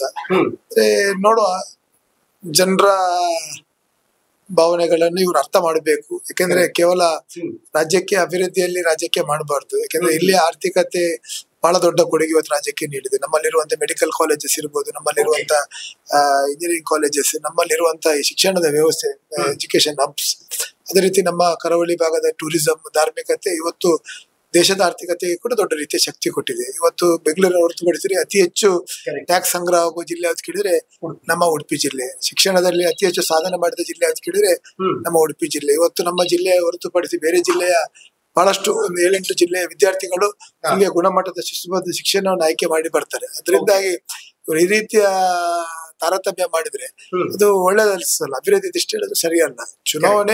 ಚುನಾವಣೆಯಾಗಿ ನೋಡ್ಕೊಳ್ಬೇಕು, ಅದು ಜನರ ತೀರ್ಪು. ಅಭಿವೃದ್ಧಿ ದೃಷ್ಟಿಯಲ್ಲಿ ಈ ರೀತಿ ಮಾಡಿದ್ರೆ ಜನರು ಅದನ್ನು ಶ್ರಮಿಸುವಂತದ್ದಲ್ಲ. ಓಕೆ ಸರ್, ಲಕ್ಷ್ಮೀ ಹೆಬ್ಬಾಳ್ಕರ್ ಅವರು ಇಲ್ಲಿ ಉಸ್ತುವಾರಿ ಸಚಿವರಿದ್ದಾರೆ, ಅವರು ಯಾವಾಗ ಬರ್ತಾರೆ ಯಾವಾಗ ಹೋಗ್ತಾರೆ ಅನ್ನುವಂಥದ್ದೇ ಗೊತ್ತಾಗಲ್ಲ ಅಂತ ಹೇಳ್ತಾರಪ್ಪ. ಖಂಡಿತವಾಗಿಯೂ ಹಿಂದೆ ಅತಿ ಹೆಚ್ಚು ಉಸ್ತುವಾರಿ ಸಚಿವರು ತಮ್ಮದೇ ಜಿಲ್ಲೆಯವರಾಗಿರ್ತಾರೆ. ಆದ್ರೆ ಇಲ್ಲಿ ಏನಂತ ಹೇಳಿದ್ರೆ ಉಡುಪಿ ಮತ್ತೆ ಮಂಗಳೂರಲ್ಲಿ ಅವರಿಗೆ ಗಳಿಸಿದ, ಉಡುಪಿಯಲ್ಲಿ ಯಾವುದೇ ಒಂದು ಸ್ಥಾನವನ್ನು ಗಳಿಸಲಿಲ್ಲ. ಅದರಿಂದಾಗಿ ನಾವು ಇವತ್ತು ಬೇರೆ ಜಿಲ್ಲೆಯ ಶಾಸಕರ ಸಚಿವರಾಗಿ ಇಲ್ಲಿ ಉಸ್ತುವಾರಿ ಅಂತ ಕೊಟ್ಟಿದ್ದಾರೆ. ಅದರಿಂದಾಗಿ ನಮ್ಮ ಜಿಲ್ಲೆಯ ಯಾರಾದ್ರೂ ಸಚಿವರು ಇರ್ತಿದ್ರೆ ಇಲ್ಲಿ ಹೆಚ್ಚು ಸಮಯ ಕೊಡ್ಲಿಕ್ಕೆ ಆಗ್ತದೆ. ಇಲ್ಲಿ ಅವರಿಗೆ ಯಾರು ಶಾಸಕರು ಇಲ್ಲಿ ಗೆಲ್ಲಿಲ್ಲ. ಇದರಿಂದಾಗಿ ಯಾರೇ ಶಾಸಕರು ಅವರ ಕ್ಷೇತ್ರದ ಬಗ್ಗೆ ಗಮನ ಹರಿಸುವುದು ಅದು ಸಾಮಾನ್ಯ. ಇದರಿಂದಾಗಿ ಅವರು ಬೆಳಗಾಮನ್ನು ಹೊರತುಪಡಿಸಿ ಇಲ್ಲಿ ಬರುವಂತದ್ದು ಬಹಳ ಕಮ್ಮಿ ಆಗಿದೆ ಕಂಪೇರ್ ಟು ಬೇರೆ ಡಿಸ್ಟ್ರಿಕ್ಟ್. ಸರ್, ಕಳೆದ 2.5 ವರ್ಷದಲ್ಲಿ ಏನ್ ಮಾಡೋದಕ್ಕೆ ಸಾಧ್ಯ ಆಯ್ತು? ಏನ್ ಅನ್ಕೊಂಡಿದ್ರಿ ನೀವು ಆಕ್ಚುಲಿ ಅಂತ? ಕಳೆದ 2 ವರ್ಷದಲ್ಲಿ ಈಗ ನಾನು ಶಾಸಕರಾದ ಮೇಲೆ 3 ಮಳೆಗಳನ್ನು ನಾವು ನೋಡಿದ್ದೇವೆ. ಅತಿ ಹೆಚ್ಚು ಮಳೆಗಳಾಗಿದೆ. ಮಳೆಯಿಂದ ಬಹಳಷ್ಟು ಹಾನಿಗಳಾಗಿದೆ. ಇವತ್ತು ರಸ್ತೆ ಇರ್ಬೋದು, ಇವತ್ತು ಎಲ್ಲ ರೀತಿಯಲ್ಲಿ ಫ್ಲಡ್ ಡ್ಯಾಮೇಜ್ ಗೆ ಬರುವಂತ ಅನುದಾನಗಳು ಇವತ್ತಿನ ತನಕ ಬರ್ಲಿಲ್ಲ. ಮಳೆಯಿಂದ ತುಂಬಾ ಮನೆಗಳ ಹಾನಿ ಆಗಿದೆ. ಎಲೆಕ್ಟ್ರಿಕ್ ಪೋಲ್ಸ್ ಗಳು, ಮರಗಳೆಲ್ಲ ಬಿದ್ದು ರಸ್ತೆಗಳೇ ಕಂಪ್ಲೀಟ್ ಡ್ಯಾಮೇಜ್ ಆಗಿದೆ. ಶಾಲಾ ಕಾಲೇಜ್ ಕಟ್ಟಡಗಳು ಡ್ಯಾಮೇಜ್ ಆಗಿದೆ. ಅದರಿಂದಾಗಿ ಕರಾವಳಿ ಭಾಗ ಅತಿ ಹೆಚ್ಚು ಮಳೆ ಆಗುವಂತ ಒಂದು ಸಂದರ್ಭ. ಅತಿ ಹೆಚ್ಚು ಇಲ್ಲಿ ಎಕ್ಸೆಸ್ ರೈನ್ ಫಾಲ್ಸ್. ಅದೇ ಸರ್ಕಾರ ಯಾವುದೇ ರೀತಿಯಲ್ಲಿ ಅದನ್ನು ಗಮನ ಹರಿಸದೆ ಇವತ್ತಿಗೆ ಯಾವುದೇ ರೀತಿಯಲ್ಲಿ ರಿಪೇರ್ಸ್ಗೆ, ರೋಡ್ ರಿಪೇರ್ಸ್ ಇರ್ಬೋದು, ಮೇಂಟೆನೆನ್ಸ್ ಗೆ ದುಡ್ಡನ್ನು ಕೊಡ್ತಾ ಇಲ್ಲ. ಜನರಿಗೆ ಕೂಡ ಬಹಳಷ್ಟು ಬೇಸರ ಆಗಿದೆ ನಮ್ಮ ರಾಜ್ಯ ಸರ್ಕಾರದ ಮೇಲೆ. ಓಕೆ ಸರ್, ನನಗೆ ಬಹಳ ಖುಷಿ ಆಗೋದು ಅಂತಂದ್ರೆ ಲೈಕ್ ಮಕ್ಕಳಿಗೆ ಕ್ರೀಡಾ ವಿಚಾರದಲ್ಲಾಗಿರ್ಬಹುದು ಅಥವಾ ಕಲೆಯ ವಿಚಾರದಲ್ಲಿ ತುಂಬಾ ಪ್ರೋತ್ಸಾಹ ಕೊಡ್ತೀರಿ. ಇನ್ಫ್ಯಾಕ್ಟ್ ರೀಸೆಂಟ್ಲಿ ನರೇಂದ್ರ ಮೋದಿ ಅವರ ಹುಟ್ಟುಹಬ್ಬದ ಸಂದರ್ಭದಲ್ಲಿ ಪ್ರಬಂಧ ಸ್ಪರ್ಧೆನ ಏರ್ಪಡಿಸಿದ್ರಿ. ಲೈಕ್ ಹೇಗೆ, ಲೈಕ್ ಈ ತರದ ಐಡಿಯಾಸ್ ಹೇಗ್ ಬರುತ್ತೆ ಅಂತ? ನಾವು ಪ್ರತಿ ವರ್ಷವೂ ಕೂಡ ನಮ್ಮ ಬ್ಯಾಂಕಿಂಗ್ ನ ಮೂಲಕ, ಫೆಡರೇಷನ್ ನ ಮೂಲಕ, ಅದೇ ರೀತಿ ನನ್ನ ತಂದೆ ತಾಯಿ ಹೆಸರಲ್ಲಿ ನಮ್ಮ ಜಿಲ್ಲೆಯ ವಿದ್ಯಾರ್ಥಿಗಳಿಗೆ ವಿದ್ಯಾರ್ಥಿ ವೇತನವನ್ನು ಕೊಡುವ ಮೂಲಕ ಶೈಕ್ಷಣಿಕವಾಗಿ ಪ್ರೋತ್ಸಾಹ ಮಾಡುವಂತ ಕೆಲಸ ಮಾಡ್ತಿದ್ದೇವೆ. ಅದೇ ರೀತಿ ನಮ್ಮ ಕ್ಷೇತ್ರದಲ್ಲಿ ರ್ಯಾಂಕ್ ವಿಜೇತರಿಗೆ ಗೌರವಿಸುವಂತದ್ದು, ಕ್ರೀಡಾ ಸಾಧಕರಿಗೆ ಗೌರವಿಸುವಂತದ್ದು, ಮತ್ತೆ ಪ್ರತಿ ವರ್ಷ ನಮ್ಮ ಬ್ಯಾಂಕಿಂಗ್ ನ ಮೂಲಕ ಇರ್ಬೋದು, ಫೆಡರೇಷನ್ ನ ಮೂಲಕ ವ್ಯಕ್ತಿ ನೆಲೆಯಲ್ಲಿ ಬಹಳಷ್ಟು ಧಾರ್ಮಿಕ ಕಾರ್ಯಕ್ರಮಗಳಿಗೆ, ಸಂಸ್ಕೃತ ಕಾರ್ಯಕ್ರಮ ಪ್ರೋತ್ಸಾಹ ನೀಡುವಂತ ಕೆಲಸ ಮಾಡ್ತೇವೆ. ಈ ಸತಿ ವಿಶೇಷವಾಗಿ 75ರ ಸಂಭ್ರಮವನ್ನು ಬಹಳ ವಿಶೇಷ ರೀತಿಯಲ್ಲಿ ಆಚರಣೆ ಮಾಡಬೇಕಂತ ನರೇಂದ್ರ ಮೋದಿ ಅವರ ಒಂದು ಹುಟ್ಟುಹಬ್ಬವನ್ನು 2 ಜಿಲ್ಲೆಯ ವಿದ್ಯಾರ್ಥಿಗಳಿಗೆ ಮೋದಿ ಮೈ ಐಸ್ ವಿಷನರಿ ಎಂಬ ಕಾರ್ಯಕ್ರಮ ಕೂಡ ಮುಂದಿನ ದಿನಗಳಲ್ಲಿ ಆಯೋಜನೆ ಮಾಡುವ ಮೂಲಕ ಜನರಲ್ಲಿ ಕೂಡ ನರೇಂದ್ರ ಮೋದಿ ವಿಚಾರವನ್ನು ತಿಳಿಸುವಂತ ಕೆಲಸ ಕಾರ್ಯಗಳನ್ನು ಆಗ್ತಾ ಇದೆ. ಸರ್, ಪ್ರಬಂಧ ಸ್ಪರ್ಧೆಯನ್ನ ಏರ್ಪಡಿಸುವಂತಹ ಸಂದರ್ಭದಲ್ಲಿ ನೀವು ಕೂಡ ಅಬ್ಸರ್ವ್ ಮಾಡಿರ್ತೀರಿ, ಲೈಕ್ ವಿದ್ಯಾರ್ಥಿಗಳು ದಿ ಬೆಸ್ಟ್ ಬರೆದಂತಹ ಪ್ರಬಂಧ ಹೇಗಿತ್ತು ಅದು ಅಂತ ಹೇಗ್ ಬಣ್ಣಿಸ್ತಾರೆ? ಆಗ್ಬೇಕಷ್ಟೇ, ಇಲ್ಲ ಕಾಂಪಿಟೇಷನ್ಸ್ ಆಗ್ಲಿಲ್ಲ, ಇನ್ನು ಆಗ್ಬೇಕಷ್ಟೇ. ಯಾಕಂದ್ರೆ ನವರಾತ್ರಿ ಸಂದರ್ಭದಲ್ಲಿ ಅವರ ಹಬ್ಬ ಆಚರಣೆಗಳಿಗೆ ಅಡೆತಡೆ ಆಗ್ತದೆ ಅಂತ ಹೇಳಿ ಅದನ್ನ ಆದ ನಂತರ ಮಾಡ್ಬೇಕಂತಿದ್ದು. ಬಹುಶಃ ಮುಂದಿನ ವಾರದಲ್ಲಿ ಅದು ಕಾರ್ಯಕ್ರಮ ನಡೀತದೆ. ಅದ ನಂತರ ಆ ಬಗ್ಗೆ ಜನರಿಗೆ ತಿಳಿಸುವಂತ ಕೆಲಸ ಕಾರ್ಯಗಳನ್ನು ನಾವು ಮಾಡ್ತೇವೆ. ಸರ್, ಬಿಜೆಪಿ ಜಿಲ್ಲಾ ಕಚೇರಿ ಉದ್ಘಾಟನೆ ಕೂಡ ಆಗ್ತಾ ಇದೆ. ಪಕ್ಷ ಸಂಘಟನೆ ಮಾಡುವ ಪ್ರಶ್ನೆನೇ ಇಲ್ಲ, ಯಾಕೆಂತಂದ್ರೆ ಈಗಾಗಲೇ ಸಂಘಟಿತವಾಗಿದೆ ಪಕ್ಷ. ಲೈಕ್ ಇನ್ನಷ್ಟು ಬಲ ತುಂಬುವಂತಹ ಪ್ರಯತ್ನಗಳು ಹೇಗಾಗ್ತಿದೆ ಅಂತ? ಉಡುಪಿ ಜಿಲ್ಲೆ ಇವತ್ತು ಜನಸಂಘದಿಂದ ಬಹಳ ಒಂದು ಪಕ್ಷ ಸಂಘಟನೆಗೆ ಒಂದು ದೊಡ್ಡ ಶಕ್ತಿ ನೀಡಿದಂತ ಒಂದು ಜಿಲ್ಲೆ. ನಮ್ಮ ಹಿರಿಯರಾದ ಡಾಕ್ಟರ್ ವಿ ಎಸ್ ಆಚಾರ್ಯ ಇರ್ಬೋದು, ಸೋಮಶೇಖರ್ ಭಟ್ರು ಇರ್ಬೋದು, ಕರಂಬಲಿ ಸಂಜು ಶೆಟ್ಟರ್ ಅಂತ ಮೇಧಾವಿ ವ್ಯಕ್ತಿಗಳು ಇಲ್ಲಿ ಪಕ್ಷ ಸಂಘಟನೆ ಮಾಡಿ ಒಂದು ಭದ್ರ ಬುನಾದಿಯನ್ನು ಹಾಕಿದ್ದಾರೆ. ಇದರಿಂದಾಗಿ ನಮ್ಮ ಕೇಂದ್ರದ ನಾಯಕರ ಒಂದು ಸೂಚನೆ ಮೇರೆಗೆ ಈಗಾಗಲೇ ಜಿಲ್ಲಾ ಕಚೇರಿ ಸುಮಾರು 4 ಕೋಟಿ ವೆಚ್ಚದಲ್ಲಿ ನಿರ್ಮಾಣ ಆಗ್ಲಿಕ್ಕಿದೆ. ಮೊನ್ನೆ ತಾನೇ ನಮ್ಮ ಮಾರ್ಗದರ್ಶಕರು, ನಮ್ಮ ಹಿರಿಯರಾದ ರಾಷ್ಟ್ರೀಯ ಪ್ರಧಾನ ಕಾರ್ಯದರ್ಶಿ ಸಂಘಟನೆಯ ಸಂತೋಷ್ ಜಿ ಅವರು ಬಂದು ಗುದ್ದಲಿ ಪೂಜೆ ನೆರವೇರಿಸಿ ಹೋಗಿದ್ದಾರೆ. ಅತಿ ಶೀಘ್ರವಾಗಿ 18 ತಿಂಗಳೊಳಗೆ ಒಂದು ನೂತನ ಕಚೇರಿ ಕೂಡ ಹೊರಹೊಮ್ಮಲಿಕ್ಕಿದೆ. ಸರ್, ಮತ್ತೊಂದು ವಿಚಾರ, ಇಂದ್ರಾಳಿ ರೈಲ್ವೆ ಮೇಲ್ಸೇತುವೆ ಬಗ್ಗೆ ಮಾತಾಡ್ಲೇಬೇಕು. ಹೇಗೆ ಅನುಕೂಲ ಆಗ್ತಿದೆ ಇಲ್ಲಿನ ಜನಕ್ಕೆ? ಪರ್ಟಿಕ್ಯುಲರ್ಲಿ ಸ್ವಲ್ಪ ವಿಳಂಬ ಆಗಿದ್ರು ಕೂಡ ಒಂದು ಫುಲ್ ಫ್ಲೆಜ್ ಅಲ್ಲಿ ಈಗಾಗಲೇ ಕಾಮಗಾರಿಯಾಗಿ ಈಗಾಗಲೇ ಲೋಕಾರ್ಪಣೆಗೊಂಡಿದೆ. ಈಗಾಗಲೇ ಸುಗಮ ಸಂಚಾರದ ವ್ಯವಸ್ಥೆಗಳನ್ನು ಕೂಡ ಕೈಗೊಳ್ಳಲಾಗಿದೆ. ಸರ್, ನನಗೆ ಬಹಳ ಖುಷಿ ಆಯ್ತು. ಒಂದು ವಿಡಿಯೋ ನೋಡ್ತಾ ಇದ್ದೆ ನಿಮ್ಮ ಇನ್ಸ್ಟಾಗ್ರಾಮ್ ಅಲ್ಲಿ. ಒಬ್ಬ ಕಾಲೇಜು ವಿದ್ಯಾರ್ಥಿ ಕಾಲೇಜಿನಲ್ಲಿ ಚುನಾವಣೆ ಗೆಲ್ತಾನೆ, ಅವನಿಗೆ ಹೋಗಿ ಸನ್ಮಾನ ಮಾಡ್ತೀರಿ. ಒಂದು ವಿದ್ಯಾರ್ಥಿ ಖೇಲೋ ಭಾರತ್ ನಲ್ಲಿ ಪಾರ್ಟಿಸಿಪೇಟ್ ಮಾಡುತ್ತೆ, ಆ ಹುಡುಗಿ ಮೆರವಣಿಗೆ ಬರುವಂತಹ ಸಂದರ್ಭದಲ್ಲಿ ಹೋಗಿ ಸನ್ಮಾನ ಮಾಡ್ತೀರಿ. ಕಲೆಗೆ ಪ್ರೋತ್ಸಾಹ ಕೊಡುವಂತವ್ರ ಸಂಖ್ಯೆ ತೀರಾ ಕಡಿಮೆ. ರಾಜಕಾರಣಿ ಅಂತ ಹೇಳಿದ್ರೆ ಕೇವಲ ಕುರ್ಚಿಗೆ ಸೀಮಿತವಾಗಿ, ಭಾಷಣಕ್ಕೆ ಸೀಮಿತವಾಗಿ ಇರಬಾರ್ದು. ಒಬ್ಬ ನಾಯಕನಾದ ನಂತರ ಅತಿ ಹೆಚ್ಚು ನಾಯಕರನ್ನು ಸೃಷ್ಟಿ ಮಾಡುವಂತದ್ದು ನಿಜವಾದ ನಾಯಕರು. ಯಾಕಂದ್ರೆ ನಾವು ಬೆಳಿಬೇಕು, ಇನ್ನೊಬ್ಬರನ್ನು ಬೆಳೆಸಿದಾಗ ಮಾತ್ರ ನಿಜವಾದ ನಾಯಕನ ಪದಕ್ಕೆ ಅರ್ಥವನ್ನು ತುಂಬಿದಂತಾಗ್ತದೆ. ಅದರಿಂದಾಗಿ ನಮ್ಮ ಉದ್ದೇಶ ಕೂಡ ಹಾಗೆ, ಇನ್ನಷ್ಟು ಯುವಕರನ್ನು ಈ ಸಾಮಾಜಿಕವಾಗಿ ಅವರನ್ನು ಬೆಳೆಸಬೇಕು, ಸಮಾಜದಲ್ಲಿ ಅವರ ಒಂದು ಗುರುತಿಸುವಂತ ಕೆಲಸ ಆಗ್ಬೇಕು. ಇವತ್ತು ಸಾಧಕರನ್ನು ಗುರುತಿಸುವಂತದ್ದಾಗ್ಬೇಕು, ಶೈಕ್ಷಣಿಕವಾಗಿರ್ಬೋದು, ಇವತ್ತು ಕಲೆಯಲ್ಲಿ ಇರ್ಬೋದು, ಕ್ರೀಡೆ ಕ್ಷೇತ್ರದಲ್ಲಿ ಇರುವವರನ್ನು ಕೂಡ ಗುರುತಿಸೋದು. ಯಾಕಂದ್ರೆ ನಾವು ಕೂಡ ಬಾಲ್ಯದ ಜೀವನದಲ್ಲಿ ಅದೇ ರೀತಿ ಕಲೆಯಲ್ಲಿ, ಕ್ರೀಡೆಯಲ್ಲಿ, ಬೇರೆ ಬೇರೆ ಕ್ಷೇತ್ರಗಳಲ್ಲಿ ಸಾಧನೆ ಮಾಡಿ ಈ ಮಟ್ಟಕ್ಕೆ ಬಂದದ್ದು. ನಮ್ಗೆ ಒಬ್ಬ ಪ್ರತಿಭಾವಂತ ವಿದ್ಯಾರ್ಥಿಗಳ ಸಾಧಕರ ಕಷ್ಟ ಸುಖಗಳೇನೆಂದು ನಮ್ಗೆ ಗೊತ್ತಿತ್ತು. ಸರ್, ಸ್ಪೋರ್ಟ್ಸ್ ಅಲ್ಲಿ ತುಂಬಾ ಆಸಕ್ತಿ ಇತ್ತಾ ಅಂತ ನಿಮ್ಗೆ? ಕ್ರೀಡಾ ಕ್ಷೇತ್ರದಲ್ಲಿ ಬಹಳಷ್ಟು ಭಾಗವಹಿಸಿದೆ. Cricket, volleyball, kabaddi, badminton college ಜೀವನಗಳಲ್ಲಿ, ಶಾಲೆ ಜೀವನದಲ್ಲಿ ಆಡ್ತಾ ಇತ್ತು. ಈಗ ಕಾರ್ಯಕ್ರಮಗಳಿಗೆ ಹೋಗ್ತಿರಲ್ಲ ಸರ್, ಬೇರೆ ಬೇರೆ ಶಾಲೆಗಳಲ್ಲಿ ಕಾರ್ಯಕ್ರಮಗಳು ನಡೀತಾ ಇರುತ್ತೆ. ಆ ಬಾಲ್ಯದ ದಿನಗಳನ್ನು ತುಂಬಾ ಮಿಸ್ ಮಾಡ್ಕೋತೀರಾ ಅಂತ? ನಮ್ಮ ಈ ಬಾಲ್ಯದ ದಿನಗಳನ್ನ ನೆನಪು ಮಾಡುವಂತ ಅವಕಾಶಗಳು ಸಿಗ್ತದೆ ಅವರಿಗೆ. ನಾವು ನಮ್ಮ ಬಾಲ್ಯ ದಿನಗಳ ಒಂದು ವಿಚಾರವನ್ನು ಅವರಿಗೆ ತಿಳಿಸುವಂತ ಕೆಲಸವನ್ನು ಮಾಡ್ತೇವೆ. ಸರ್, ನಮಗೆ ಉತ್ತರ ಕರ್ನಾಟಕ ಭಾಗದಲ್ಲಿ ಹಿಂದುತ್ವ ಅಂತ ಬಂದಾಗ ಯತ್ನಾಳ್ ಅವರ ಫೇಸ್ ನೆನಪಾಗುತ್ತೆ. ಹಳೆ ಮೈಸೂರು ಭಾಗದಲ್ಲಿ ಪ್ರತಾಪ್ ಸಿಂಹ ಅವರ ಫೇಸ್ ನೆನಪಾಗುತ್ತೆ. ಉಡುಪಿ ಮತ್ತು ನಮ್ಮ ಸೌತ್ ಕೇಂದ್ರ ಭಾಗದಲ್ಲಿ ಯಶ್ಪಾಲ್ ಸುವರ್ಣ ಹಿಂದೂ ಹುಲಿ ಅಂತ ಜನ ಹೇಳ್ತಾರೆ. ಲೈಕ್ ಧರ್ಮ ರಕ್ಷಣೆಯ ನಿಟ್ಟಿನಲ್ಲಿ ನಿಮ್ಮ ಕಾರ್ಯ ಹೇಗಿದೆ ಅಂತ? ನನ್ನ ಜವಾಬ್ದಾರಿ, ಯಾಕಂದ್ರೆ ನಾನು ಸಂಘಟನೆಯಲ್ಲಿ ಬೆಳೆದು ಬಂದವನು, ಚೌಕಟ್ಟಲ್ಲಿ ಬೆಳೆದು, ಅದರಿಂದಾಗಿ ನನ್ನ ಸಿದ್ಧಾಂತ ವಿಚಾರದಲ್ಲಿ ಯಾವತ್ತೂ ಕೂಡ ರಾಜಿ ಮಾಡದೆ ಬಂದವನು. ಅದರಿಂದಾಗಿ ಅಭಿವೃದ್ಧಿ ಜೊತೆಗೆ ರಾಷ್ಟ್ರೀಯತೆ ಜೊತೆಗೆ ಹಿಂದುತ್ವ, ಈ 3 ವಿಚಾರ ನನ್ನ ಧ್ಯೇಯವಾಗಿ ಇಟ್ಕೊಂಡು ನಾನು ರಾಜಕೀಯದಲ್ಲಿ ಕೆಲಸ ಮಾಡಿದೆ. ಅದರಿಂದಾಗಿ ಯಾವ ಸಂದರ್ಭದಲ್ಲಿ ಕೂಡ ಸಿದ್ಧಾಂತ ವಿಚಾರದಲ್ಲಿ ನಾವು ರಾಜಿ ಮಾಡುದಿಲ್ಲ. ಸರ್, ಇನ್ಫ್ಯಾಕ್ಟ್ ಹಿಂದೂ ವಿದ್ಯಾರ್ಥಿಗಳ ಮೇಲೆ ಲಾಠಿ ಪ್ರಹಾರ ಆದಾಗ್ಲೂ ಕೂಡ ತಾವೇ ಖುದ್ದಾಗಿ ಹೋಗಿ ನಿಂತ್ಕೊಂಡ್ರಿ. ಯಾಕೆ ಅಷ್ಟೊಂದು ಫೈರ್ ಅಂತ? ಅಲ್ಲ, ನಮ್ಮ ಕರ್ತವ್ಯ, ನಮ್ಮ ಜವಾಬ್ದಾರಿ. ನಮ್ಮ ಜನರಿಗೆ ರಕ್ಷಣೆ ಕೊಡುವಂತ ನಮ್ಮ ಜವಾಬ್ದಾರಿ. ನಮ್ಮ ಜಿಲ್ಲೆಯ ಜನರಿಗೆ ಅಭಿವೃದ್ಧಿ ದೃಷ್ಟಿಯಲ್ಲಿ ಅವರ ಬೇಡಿಕೆಗಳನ್ನು ಈಡೇರಿಸುವುದು ನಮ್ಮ ಜವಾಬ್ದಾರಿ. ಅದರಿಂದಾಗಿ ಉಡುಪಿಯ ಒಂದು ಶಾಸಕನಾಗಿ ಉಡುಪಿಯ ಜನರಿಗೆ ಅವರ ಬೇಡಿಕೆಗಳನ್ನು ಈಡೇರಿಸಬೇಕು. ಅವರಿಗೆ ಸಮಸ್ಯೆ ಆದಾಗ ಅವರ ಸಮಸ್ಯೆಗೆ ಪರಿಹಾರ ಕಂಡುಹುಡುಕುವಂಥದ್ದು, ಅನ್ಯಾಯದ ವಿರುದ್ಧ ಹೋರಾಟ ಮಾಡೋದು ನಮ್ಮ ಕರ್ತವ್ಯ, ಜವಾಬ್ದಾರಿ. ಸರ್, ನಾನೊಂದು ಕ್ಲಿಪ್ ನೋಡ್ತಾ ಇದ್ದೆ, ಅದ್ರಲ್ಲಿ ನೀವು ಹೇಳಿದಿರಿ ಮೀನುಗಾರರ ಜೊತೆ ಸದಾ ನಾನು ಇದ್ದೇ ಇರ್ತೀನಿ ಅಂತ. ಏನೆಲ್ಲ ಮಾಡೋದಕ್ಕೆ ಸಾಧ್ಯ ಆಯ್ತು ಮೀನುಗಾರರಿಗೆ ಅಂತ? ಮೀನುಗಾರರಿಗೆ ನನ್ನ ಶಾಸಕರ ಹಿಂದಿನ ದಿನಗಳಲ್ಲಿ ಕೂಡ ಮೀನುಗಾರರಿಗೆ ಸಮಸ್ಯೆ ಆದಾಗ ಅವರ ಧ್ವನಿಯಾಗಿ ಕೆಲಸ ಮಾಡ್ತಿದ್ದೆ. ಇವತ್ತು ಕೂಡ ಅದೇ ರೀತಿಯ ಒಂದು ವ್ಯವಸ್ಥೆಯಲ್ಲಿ ನಾನು ಕೆಲಸ ಕಾರ್ಯಗಳನ್ನು ಮಾಡ್ತಿದ್ದೇನೆ.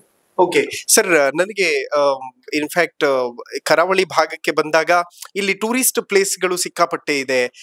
ಇನ್ನೊಂದಷ್ಟು ಏನಾದ್ರೂ ಹೊಸದನ್ನ ಪರಿಚಯಿಸಬಹುದಲ್ಲ ಅಂತ. ಕರಾವಳಿ ಭಾಗದಲ್ಲಿ ಇವತ್ತು ಪ್ರವಾಸೋದ್ಯಮಕ್ಕೆ ಬಹಳಷ್ಟು ವಿಪುಲ ಅವಕಾಶಗಳಿದೆ. ಸರ್ಕಾರಕ್ಕೆ ಈಗಾಗಲೇ ನಾವು ಗಮನ ತಂದಿದ್ದೇವೆ, ಏನೆಲ್ಲ ಇಲ್ಲಿ ಹೊಸತನ ಮಾಡಬಹುದು ಅಂತ. ಸರ್ಕಾರ ಅನುದಾನದ ಕೊರತೆಯಿಂದ ಮಾಡ್ಲಿಕ್ಕೆ ಮುಂದೆ ಬರ್ತಿಲ್ಲ. ಅನುದಾನದ ಅವಕಾಶ ಕಲ್ಪಿಸಿದಾಗ ಖಂಡಿತವಾಗಿ ಹೊಸ ಯೋಜನೆಗಳನ್ನು ಜನರ ಒಂದು ಅನುಭವವನ್ನು ಪಡ್ಕೊಂಡು ಅದಕ್ಕೆ ಒಂದು ಹೊಸ ರೂಪವನ್ನು ಕೊಡ್ಲಿಕ್ಕೆ ನಾವು ಬದ್ಧರಿದ್ದೇವೆ. ಓಕೆ ಸರ್, ತುಂಬಾ ಜನ ಲೈಕ್ ಥರ್ಸ್ಡೇ ಅಥವಾ ವೆಡ್ನೆಸ್ಡೇ ಬೆಂಗಳೂರಿಗೆ ಕಮಿಟಿ ಮೀಟಿಂಗ್ಗೆಲ್ಲ ಹೋಗ್ಬೇಕಾಗ್ತದೆ ಶಾಸಕರು. ಕೆಲವರು ಅದ್ರ ಬಗ್ಗೆ ರಾಂಗ್ ಅಸಂಪ್ಷನ್ ಇರುತ್ತೆ, ಬೆಂಗಳೂರು ಶಾಸಕರು ಬೆಂಗಳೂರಲ್ಲೇ ಇದ್ಬಿಡ್ತಾರೆ, ಸಿಗಲ್ಲ, ಆ ತರದ್ದೆಲ್ಲ ಇರುತ್ತೆ. ಇಲ್ಲಿನ ಜನ ಅರ್ಥ ಮಾಡ್ಕೋತಾರ ಅದನ್ನೆಲ್ಲ ಅಂತ? ಉಡುಪಿ ಜಿಲ್ಲೆ ವಿದ್ಯಾವಂತರ ಜಿಲ್ಲೆ, ಅದರಿಂದಾಗಿ ಆ ಬಗ್ಗೆ ಯಾವುದೇ ತಲೆ ಕೆಡಿಸ್ಕೊಳ್ಳೋದಿಲ್ಲ. ಅವ್ರಿಗೆ ಗೊತ್ತುಂಟು ಅವ್ರು ಆಯ್ಕೆ ಮಾಡಿದ ಒಬ್ಬ ಜನಪ್ರತಿನಿಧಿ ಯಾವ ರೀತಿ ತನ್ನ ವರ್ತನೆ, ಯಾವ ರೀತಿ ಜನರ ಪರವಾಗಿ ಕೆಲಸ ಮಾಡ್ತಾನೆ, ಜನರೊಟ್ಟಿಗೆ ತೊಡಗಿಸ್ಕೊಳ್ತಾನೆ ಅಂತ. ಈ ಭಾಗದಲ್ಲಿ ಆ ರೀತಿ ಯಾವುದೇ ಸಮಸ್ಯೆಗಳು, ವ್ಯತ್ಯಾಸಗಳಿಲ್ಲ. ಓಕೆ ಸರ್, ರೀಸೆಂಟ್ಲಿ ನಾನು ಬೈಂದೂರು ಕ್ಷೇತ್ರಕ್ಕೆ ಹೋಗಿದ್ದೆ. ಅಲ್ಲಿ ಅವರು ಕ್ಲೀನ್ ಕಿನಾರ ಅನ್ನುವಂತಹ ಕಾರ್ಯಕ್ರಮಗಳನ್ನೆಲ್ಲ ಹಾಕೊಂಡಿದ್ದಾರೆ, ಕ್ಲೀನಿಂಗ್ ಮಾಡುವಂತದ್ದು, ಆ ತರದ್ದೆಲ್ಲ.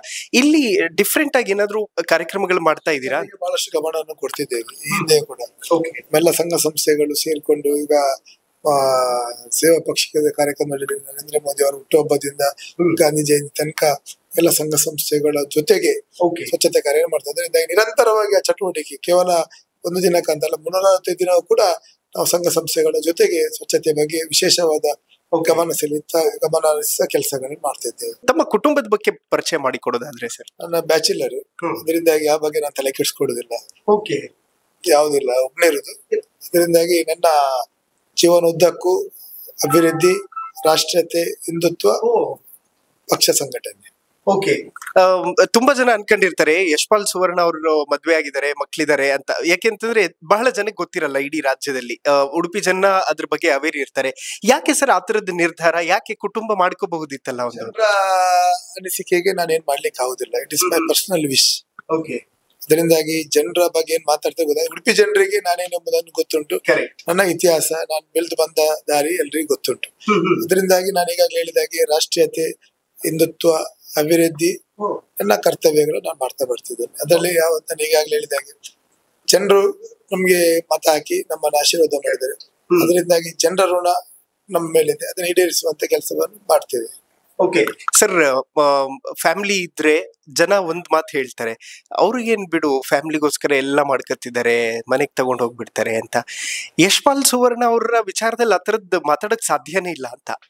ಖಂಡಿತವಾಗಿ ನಾವೇನಂದ್ರೆ ಐಷಾರಾಮಿ ಜೀವನ ಮಾಡಬೇಕು, ದೊಡ್ಡ ಆಸ್ತಿ ಪಾಸ್ತಿ ಮಾಡಿ ಬಂಗ್ಲೆ ಮಾಡಿ ಅಲ್ಲಿ ಇರ್ಬೇಕಂತ ಕನಸು ಕಂಡವರಲ್ಲ. ನಮ್ಮ ದಿನನಿತ್ಯದ ಜೀವನ ಈ ಹಿಂದೆ ಯಾವ ರೀತಿ ಅದೇ ರೀತಿ ನಾವು ಮುಂದುವರ್ಸೋ ಬಂದಿದ್ದೇವೆ.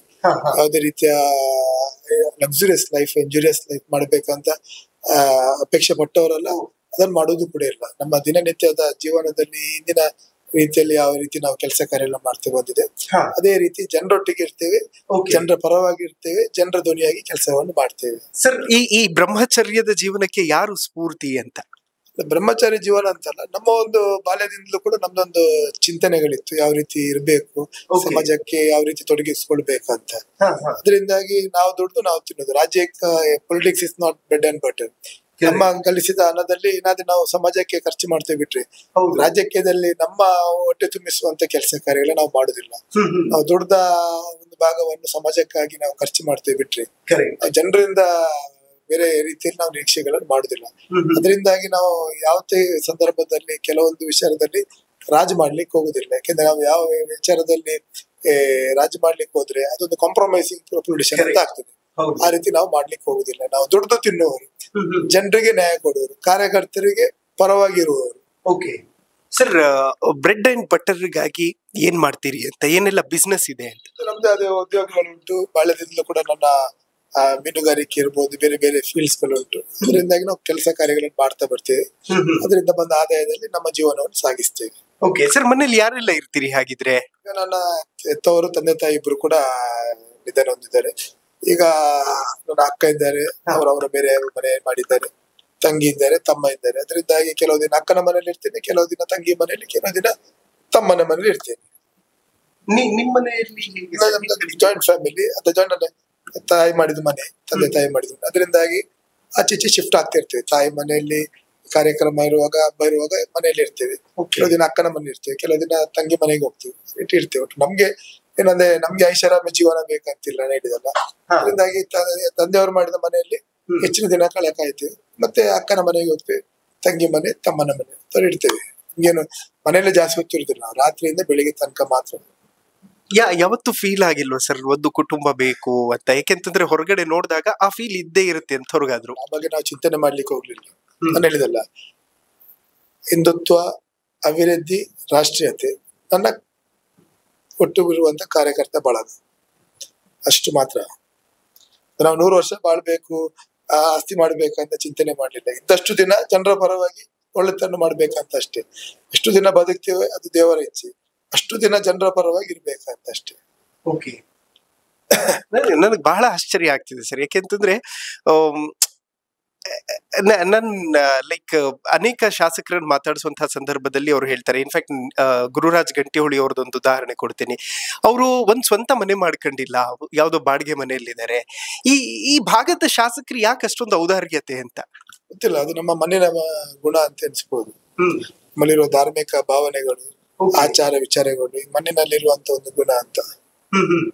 ಹೇಗ್ ಶುರು ಆಯ್ತು ಸರ್ ಸಂಘದ ಜೊತೆಗಿನ ಒಡನಾಟ ಆಗಿರಬಹುದು, ಅಥವಾ ಆ ಫೈರ್ ಯಾಕೆ ಬಂತು ಅಂತಾರೆ?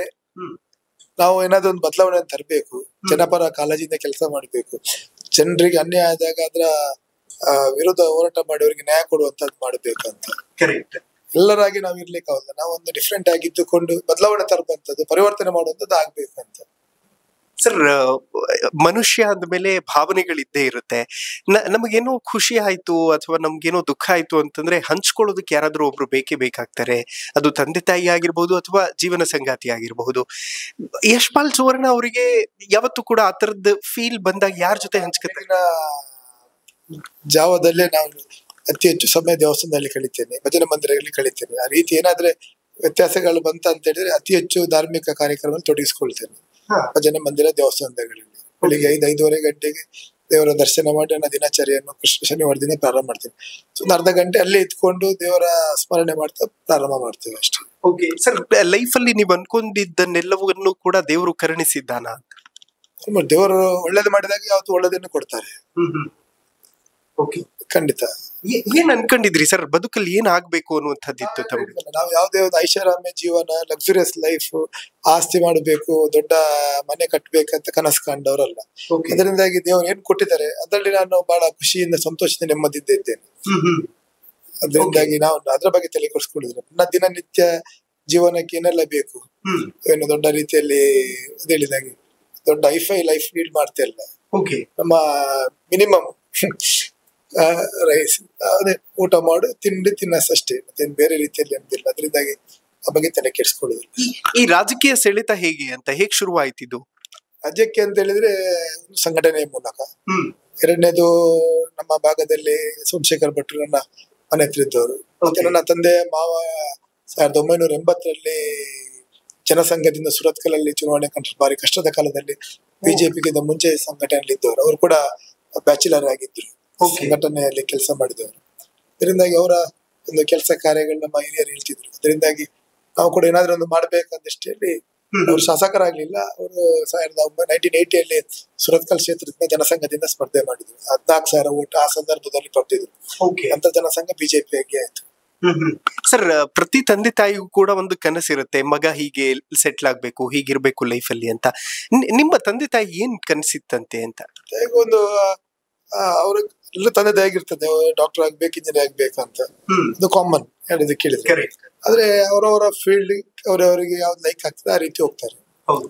ನಾವು ಕೋಆಪರೇಟಿವ್ ಫೀಲ್ಡ್, ಸಂಘಟನೆ, ರಾಜಕೀಯ, ವ್ಯಾಪಾರಿಕ ಕ್ಷೇತ್ರದಲ್ಲಿ, ಮೀನುಗಾರಿಕೆಯಲ್ಲಿ ಅತಿ ಹೆಚ್ಚು ತೊಡಗಿಕೊಂಡು ಬಂದಿದ್ದೇನೆ. ಟೋಟಲ್ ನನ್ನ ಲೈಫ್ ಅಲ್ಲಿ ಐ ಆಮ್ ವೆರಿ ಹ್ಯಾಪಿ. ಏನು ಕೂಡ ದೊಡ್ಡ ಆಸೆ ಏನಿಲ್ಲ. ಜನರ ಋಣವನ್ನು ತೀರಿಸುವಂತದ್ದು, ಅಭಿವೃದ್ಧಿ ಮಾಡ್ಬೇಕಂತ. ಕೊನೆಯದಾಗಿ ಸರ್, ಧರ್ಮ ಮತ್ತು ದೇಶದ ವಿಚಾರ ಬಂದಾಗ ಸದಾ ಮುಂದೆ ನಿಂತ್ಕೋತೀರಿ. ಯಾವತ್ತೂ ಕೂಡ ಇದ್ರ ಬಗ್ಗೆ ಮಾತಾಡಿದ್ರೆ ನನಗೆ ಸಮಸ್ಯೆ ಆಗ್ಬಹುದು, ಇದ್ರ ಬಗ್ಗೆ ಹೇಳಿದ್ರೆ ನನ್ಗೆ ಏನಾದ್ರು ಪ್ರಾಬ್ಲಮ್ ಆಗ್ಬಹುದು ಅಂತ ಒಂದು ಕ್ಷಣವೂ ಕೂಡ ಅನ್ಸಿಲ್ಲ ತಮ್ಗೆ? ಕಾಂಪ್ರಮೈಸಿಂಗ್ ನೇಚರ್ ಇಂದ ರಾಜಕೀಯ ಮಾಡಿದವನಲ್ಲ. ವ್ಯಕ್ತಿಗಿಂತ ಪಕ್ಷ ದೊಡ್ಡ, ಪಕ್ಷಕ್ಕಿಂತ ದೇಶ ದೊಡ್ಡ. ಇದರಿಂದ ಈ ವಿಚಾರ ಇಟ್ಕೊಂಡು ಮನಸ್ಸಲ್ಲಿ ಇಟ್ಕೊಂಡು ನಾನು ಕೆಲಸ ಕಾರ್ಯ ಮಾಡಿದವನು. ಕಾಂಪ್ರಮೈಸ್ ಮಾಡ್ಲಿಕ್ಕೆ ಹೋದ್ರೆ ಇವತ್ತಲ್ಲ ನಾಳೆ ನಮ್ಗೆ ಅದು ರಿವರ್ಸ್ ಆಗ್ತದೆ. ಅದರಿಂದಾಗಿ ನಾವು ಯಾವ ಅಡ್ಜಸ್ಟ್ಮೆಂಟ್ ಪೊಲಿಟಿಕ್ಸ್ ಮಾಡಿದವರಲ್ಲ. ಅಡ್ಜಸ್ಟ್ಮೆಂಟ್ ಪೊಲಿಟಿಕ್ಸ್ ಮಾಡಿದ್ರೆ ನಮ್ಗೆ ಸ್ವಲ್ಪ ಮನಸ್ಸಿನ ಒಳಗೆ ಹೆದರಿಕೆಗಳಿರ್ತವೆ. ಅದರಿಂದಾಗಿ ಅಡ್ಜಸ್ಟ್ಮೆಂಟ್ ಪೊಲಿಟಿಕ್ಸ್ ನಾವು ಮಾಡುದಿಲ್ಲ, ಮಾಡಿದವರು ಅಲ್ಲ. ಓಕೆ ಸರ್, ಬಹಳ ಜನರಿಗೆ ಸ್ಪೆಷಲಿ ಬಿಜೆಪಿಯಲ್ಲಿರುವಂತಹ ಕಾರ್ಯಕರ್ತರಿಗೆ ಇರುವಂತಹ ಪ್ರಶ್ನೆ ಏನು ಅಂತಂದ್ರೆ, ಯಾರು ಹಿಂದುತ್ವದ ಬಗ್ಗೆ ಅಚ್ಚೊತ್ತಿದಂತೆ ಮಾತಾಡ್ತಾರೋ ಅವರ ಮೇಲೆ ಬ್ರಹ್ಮಾಸ್ತ್ರ ಪ್ರಯೋಗ ಮಾಡುವಂತಹ ಕೆಲಸಗಳಾಗುತ್ತೆ. ಫಾರ್ ಎಕ್ಸಾಂಪಲ್, ಪ್ರತಾಪ್ ಸಿಂಹ ಅವರಿಗೆ ಟಿಕೆಟೇ ಸಿಗ್ಲಿಲ್ಲ ಅನ್ನುವಂತಹದ್ದೊಂದು ಕಡೆ ಇದೆ, ಮತ್ತೊಂದು ಕಡೆ ಯತ್ನಾಳ್ ಅವರನ್ನು ಉಚ್ಚಾಟನೆ ಮಾಡಿಬಿಟ್ರು, ಮತ್ತೆ ಈಶ್ವರಪ್ಪ ಅವ್ರಿಗೆ ಟಿಕೆಟ್ ಕೊಡ್ಲಿಲ್ಲ ಅನ್ನೋ ಆ ತರದ್ದೊಂದು ನೋವು ಇದ್ದೇ ಇರುತ್ತೆ. ಹೇಗ್ ಡಿಫೈಂಡ್ ಮಾಡ್ತೀರಿ? ಜನರ ಬಾಯಿಂದ ಬಾಯಿಗೆ ಚರ್ಚೆ ಆಗ್ತಿದ್ದು ಬಿಟ್ರೆ ಪಕ್ಷದಲ್ಲಿ ಆ ರೀತಿ ಏನು ಸಮಸ್ಯೆಗಳಿಲ್ಲ. ಓಕೆ, ಬಟ್ ಕಾಣಿಸ್ತಾ ಇದ್ದಿದ್ದೆ ಹಿಂದೂ ಫೈರ್ ಬ್ರ್ಯಾಂಡ್ಗಳು ಅಂತ ಇವರು ಜನರು ಬಿಂಬಿಸುವಂತದ್ದು. ಅದರ ಬಗ್ಗೆ ಆ ರೀತಿ ಏನು ಸಮಸ್ಯೆಗಳಿಲ್ಲ. ಜನರ ಬಾಯಿಗೆ ಬೀಗ ಹಾಕ್ಲಿಕ್ಕೆ ಆಗುದಿಲ್ಲ. ಜನರು ಅವರವರ ಇಚ್ಛಾನುಸಾರವಾಗಿ ಮಾತಾಡ್ತಾರೆ. ಓಕೆ ಸರ್, ಬಿಜೆಪಿಯಲ್ಲಿ ರಾಜ್ಯಾಧ್ಯಕ್ಷರ ವಿಚಾರ ಯಾವಾಗ್ಲೂ ಕೂಡ ಚರ್ಚೆ ಆಗ್ತಾ ಇರುತ್ತೆ ಟಿಲ್ ನಾವು. ನಿಮ್ಮಲ್ಲಿ ಏನಾದ್ರು ಗ್ರೂಪಿಸಮ್ ಇದೆಯಾ? ನೀವ್ ಯಾವ ಗ್ರೂಪ್ ಅಂತ? ನಾವು ಬಿಜೆಪಿ ಕುಟುಂಬ. ನಮ್ಮ ಕುಟುಂಬದಲ್ಲಿ ಯಾವುದೇ ರೀತಿಯ ಒಡಕುಗಳಿಲ್ಲ. ಪಕ್ಷದ ಹಿರಿಯರು ಸೂಚನೆ ಪ್ರಕಾರ ನಾವು ಕೆಲಸ ಕಾರ್ಯಗಳನ್ನು ಮಾಡ್ತೇವೆ. ನಮ್ಮ ರಾಜ್ಯಾಧ್ಯಕ್ಷರು ನಮ್ಗೆ ಸುಪ್ರೀಂ, ನಮ್ಮ ರಾಷ್ಟ್ರೀಯ ಅಧ್ಯಕ್ಷರು ನಮ್ಗೆ ಕೇಂದ್ರದ ಸುಪ್ರೀಂ. ಅದರಿಂದಾಗಿ ನಮ್ಮ ಪಕ್ಷಕ್ಕೆ ಯಾವುದಾದೊಂದು ಚೌಕಟ್ಟಿದೆ, ಹಿರಿಯರು ಅದನ್ನು ಕಟ್ಟಿದ್ದಾರೆ, ಹಿರಿಯರನ್ನು ನಡೆಸ್ಕೊಂಡು ಬರ್ತಿದ್ದಾರೆ. ಆ ಪ್ರಕಾರ ನಾವು ಕೆಲಸವನ್ನು ಮಾಡ್ತೇವೆ. ಯಾವುದೇ ರೀತಿಯ ವ್ಯತ್ಯಾಸಗಳು, ಯಾವುದೇ ರೀತಿಯ ಪರ ವಿರೋಧ ಚರ್ಚೆಗಳಿಲ್ಲ.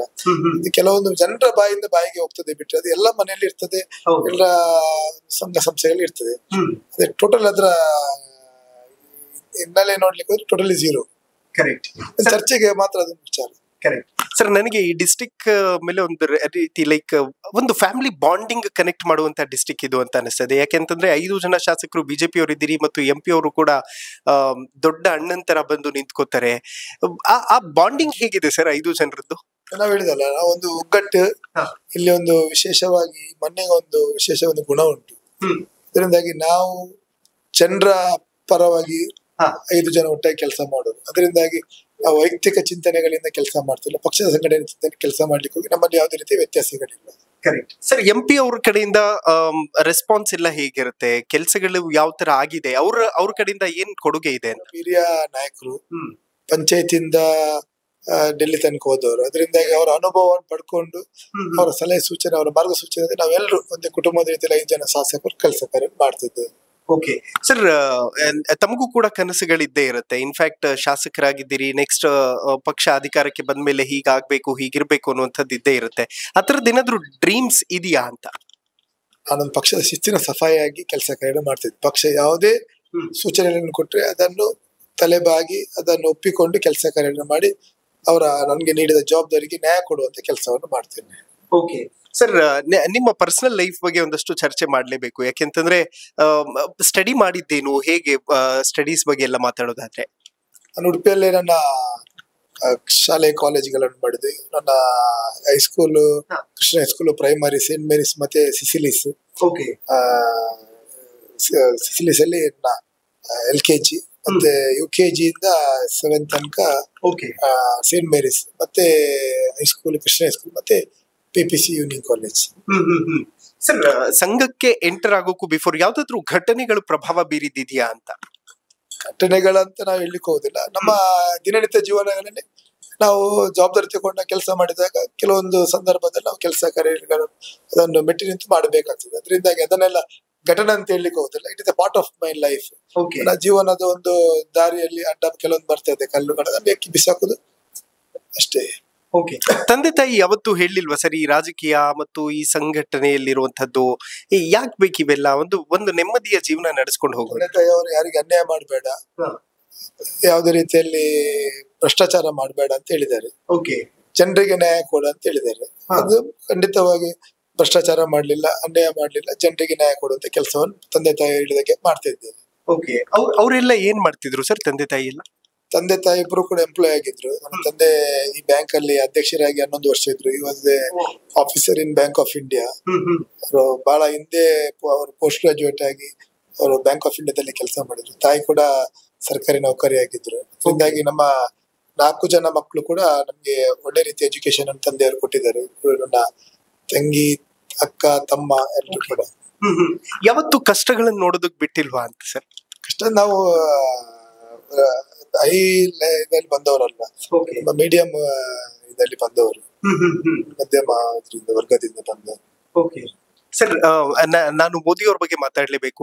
ಮೋದಿ ಅವರನ್ನ ಮೊದಲ ಬಾರಿ ಭೇಟಿ ಮಾಡಿದ್ದ ಕ್ಷಣವನ್ನ ಹೇಗ್ ನೆನ್ಪು ಮಾಡ್ಕೋತೀರಿ ನೀವು? ಸುಮಾರು 5 ವರ್ಷಕ್ಕಿಂತ ಹೆಚ್ಚು ಬಾರಿ ನಾನು ಭೇಟಿ ಮಾಡಿದ್ದೆ. ಮೋದಿ ಅವರು ನನ್ನ ಒಂದು ರೋಲ್ ಮಾಡೆಲ್. ನನ್ನ 2003 ಅಲ್ಲಿ ನನ್ನ ಮೊಬೈಲ್ ಅಲ್ಲಿ ಅವರ ಇದರಲ್ಲಿ ಅವರ ಫೋಟೋಸ್ ಹಾಕಿದ್ದೆ ಸ್ಕ್ರೀನ್ ಅಲ್ಲಿ. ಇವತ್ತಿಗೂ ಕೂಡ ಅದನ್ನೇ ನಾನು ಮುಂದುವರಿಸ್ತಿದ್ದೇನೆ. ಸರ್, ರಾಜ್ಯದಲ್ಲಿ ಒಂದಷ್ಟು ಬೆಳವಣಿಗೆಗಳಾಯ್ತು. ರೀಸೆಂಟ್ಲಿ ಆದಂತಹ ಮದ್ದೂರು ಘಟನೆ ಆಗಿರ್ಬಹುದು, ದಾವಣಗೆರೆಯಲ್ಲಿ, ಬೆಳಗಾವಿಯಲ್ಲಿ ಆದಂತಹ ಒಂದಷ್ಟು ಪ್ರಕರಣಗಳಾಗಿರ್ಬಹುದು. ಅದೊಂದು ಐ ಲವ್ ಮೊಹಮ್ಮದ್ ಅನ್ನುವಂತಹ ಟ್ರೆಂಡ್. UP-ಯಲ್ಲಿ ನಡೆದದ್ದು ಯಾವುದೋ ಒಂದು ಕೇಸ್ ಇಲ್ಲಿ ಟ್ರೆಂಡ್ ಆಗ್ಬಿಡೋದು. ಮತ್ತೊಂದು ಕಡೆ ಹಿಂದೂ ಹಬ್ಬ ಹರಿದಿನಗಳ ಟೈಮಲ್ಲಿ ಕಲ್ಲು ತೂರಾಟ ಮಾಡುವಂತಹದ್ದು. ಈ ತರದ್ ಯಾಕೆ ಪದೇ ಪದೇ ಆಗ್ತಾ ಇದೆ? ಸ್ಪೆಷಲಿ ಕಾಂಗ್ರೆಸ್ ಅಧಿಕಾರದಲ್ಲಿರುವಂತಹ ಸಂದರ್ಭದಲ್ಲಿ ಈ ತರದ್ ಜಾಸ್ತಿ ಯಾಕಾಗುತ್ತೆ? ಕಾಂಗ್ರೆಸ್ ಸ್ಪಾನ್ಸರ್, ಅದ್ರ ಬಗ್ಗೆ ನಾವು ತಲೆ ಕೆಡಿಸ್ಲಿಕ್ಕೆ ಹೋಗೋದಿಲ್ಲ. ಕಾಂಗ್ರೆಸ್ ಅವರು ಎಲ್ಲಿ ಆಡಳಿತ ಮಾಡ್ತಿದ್ದಾರೆ ಅದು ಅವರ ಸ್ಪಾನ್ಸರ್ಸ್ ಅಲ್ಲಿ ಆಗ್ತಾ ಉಂಟು. ಅದಕ್ಕೆ ತಲೆ ಕೆಡಿಸುವಂತದ್ದಿಲ್ಲ. ಅದಕ್ಕೆ ಸರಿಯಾದ ಉತ್ತರ ಸರಿಯಾದ ಸಮಯಕ್ಕೆ ನಾವು ಕೊಡ್ತೇವೆ. ಕರ್ನಾಟಕಕ್ಕೊಬ್ಬ ಬುಲ್ಡೋಸರ್ ಬಾಬಾ ಬೇಕಾ ಅಂತ? ಖಂಡಿತವಾಗಿಯೂ ನಮ್ಮ ಪಕ್ಷದ ಹಿರಿಯರು ಯಾವ ರೀತಿ ಸೂಚನೆಗಳನ್ನು ಕೊಡ್ತಾರೆ, ಯಾರ ಏನೇನು ಆಗ್ಬೇಕಾದ ಅದನ್ನು ಮುಂದಿನ ನಾವು ಮಾಡ್ತೇವೆ. ಸರ್, ನಿಮ್ಮ ಪಕ್ಷದಲ್ಲಿ ಆರ್ ಅಶೋಕ್ ಅವರು ವಿರೋಧ ಪಕ್ಷದ ನಾಯಕರಿದ್ದಾರೆ. ಎಲ್ಲೋ ಒಂದು ಕಡೆ ಒಂದು ಹನಿ ಟ್ರ್ಯಾಪ್ ಮ್ಯಾಟರ್ ಬಂತು. ಆ ಮ್ಯಾಟರ್ ಅಲ್ಲಿ ಸುನೀಲ್ ಕುಮಾರ್ ಅವರು ವಿರೋಧ ಪಕ್ಷದ ನಾಯಕರಿಗಿಂತ ಹೆಚ್ಚು ಮಾತಾಡಿದ್ರು. ನಿಮ್ ವಿರೋಧ ಪಕ್ಷದ ನಾಯಕರು ಅಡ್ಜಸ್ಟ್ಮೆಂಟ್ ರಾಜಕಾರಣಿನ? ಏನಾಗ್ತದೆ ಅಂತ ಹೇಳಿದ್ರೆ, ನಮ್ಮ ಎಲ್ಲಾ ವಿರೋಧ ಪಕ್ಷದ ಶಾಸಕರು ಕೂಡ ಎಲ್ಲರೂ ನಾಯಕರೇ. ಪಕ್ಷದ ಜವಾಬ್ದಾರಿ ತಗೊಂಡು ಎಲ್ಲರೂ ಕೂಡ ಕೆಲಸ ಕಾರ್ಯ ಮಾಡ್ತಾರೆ. ಇದರಿಂದಾಗಿ ಅವರು ಇವರು ಅಂತ ಹೇಳೋ ಪ್ರಶ್ನೆಗಳು ಬರೋದಿಲ್ಲ. ಜನರ ಹಿತವನ್ನು ಕಾಪಾಡಿದಷ್ಟರಲ್ಲಿ ನಮ್ಮಲ್ಲಿರುವಂತ ಎಲ್ಲ ಶಾಸಕರುಗಳು ಅವರ ಜವಾಬ್ದಾರಿಯನ್ನು ನಿರ್ವಹಿಸುವಂತ ಕೆಲಸ ಕಾರ್ಯವನ್ನು ಮಾಡ್ತಾರೆ. ಸುನಿಲ್ ಕುಮಾರ್ ನಮ್ಮ ಜಿಲ್ಲೆಯ ಒಬ್ಬ ಹಿರಿಯ ಶಾಸಕರು. ಅವರು ಕೂಡ ಒಂದು ಒಳ್ಳೆಯ ಪಕ್ಷ ಸಂಘಟನೆಯಲ್ಲಿ ಹಿಂದಿನ ಅವಧಿಯಲ್ಲಿ ಸಚಿವರಾಗಿ ಕೆಲಸ ಮಾಡಿದವರು. ಅವರಿಗೆ ಕೂಡ ಜವಾಬ್ದಾರಿ ಉಂಟು. ರಾಜ್ಯದ ಪ್ರಧಾನ ಕಾರ್ಯದರ್ಶಿ ತನ್ನ ಕರ್ತವ್ಯವನ್ನು ನಿರ್ವಹಿಸ್ತಿದ್ದಾರೆ. ಬಟ್ ಆ ಪ್ರಕರಣನ ಅವರು ಪ್ರಸ್ತಾಪ ಪಡಿಸಿದ ರೀತಿ ಅದೆಲ್ಲವೂ ಕೂಡ ಎಷ್ಟು ಅದ್ಭುತ. ಚೌಕಟ್ಟಲ್ಲಿರುವಂತ ವಿಚಾರಗಳು, ಯಾರ್ಯಾರು ಏನೇನು ಮಾತಾಡಬೇಕಾದ ಪಕ್ಷ ಸೂಚನೆಗಳನ್ನು ಕೊಡ್ತಾರೆ, ನಿರ್ಧಾರಗಳನ್ನು ಮಾಡ್ತಾರೆ.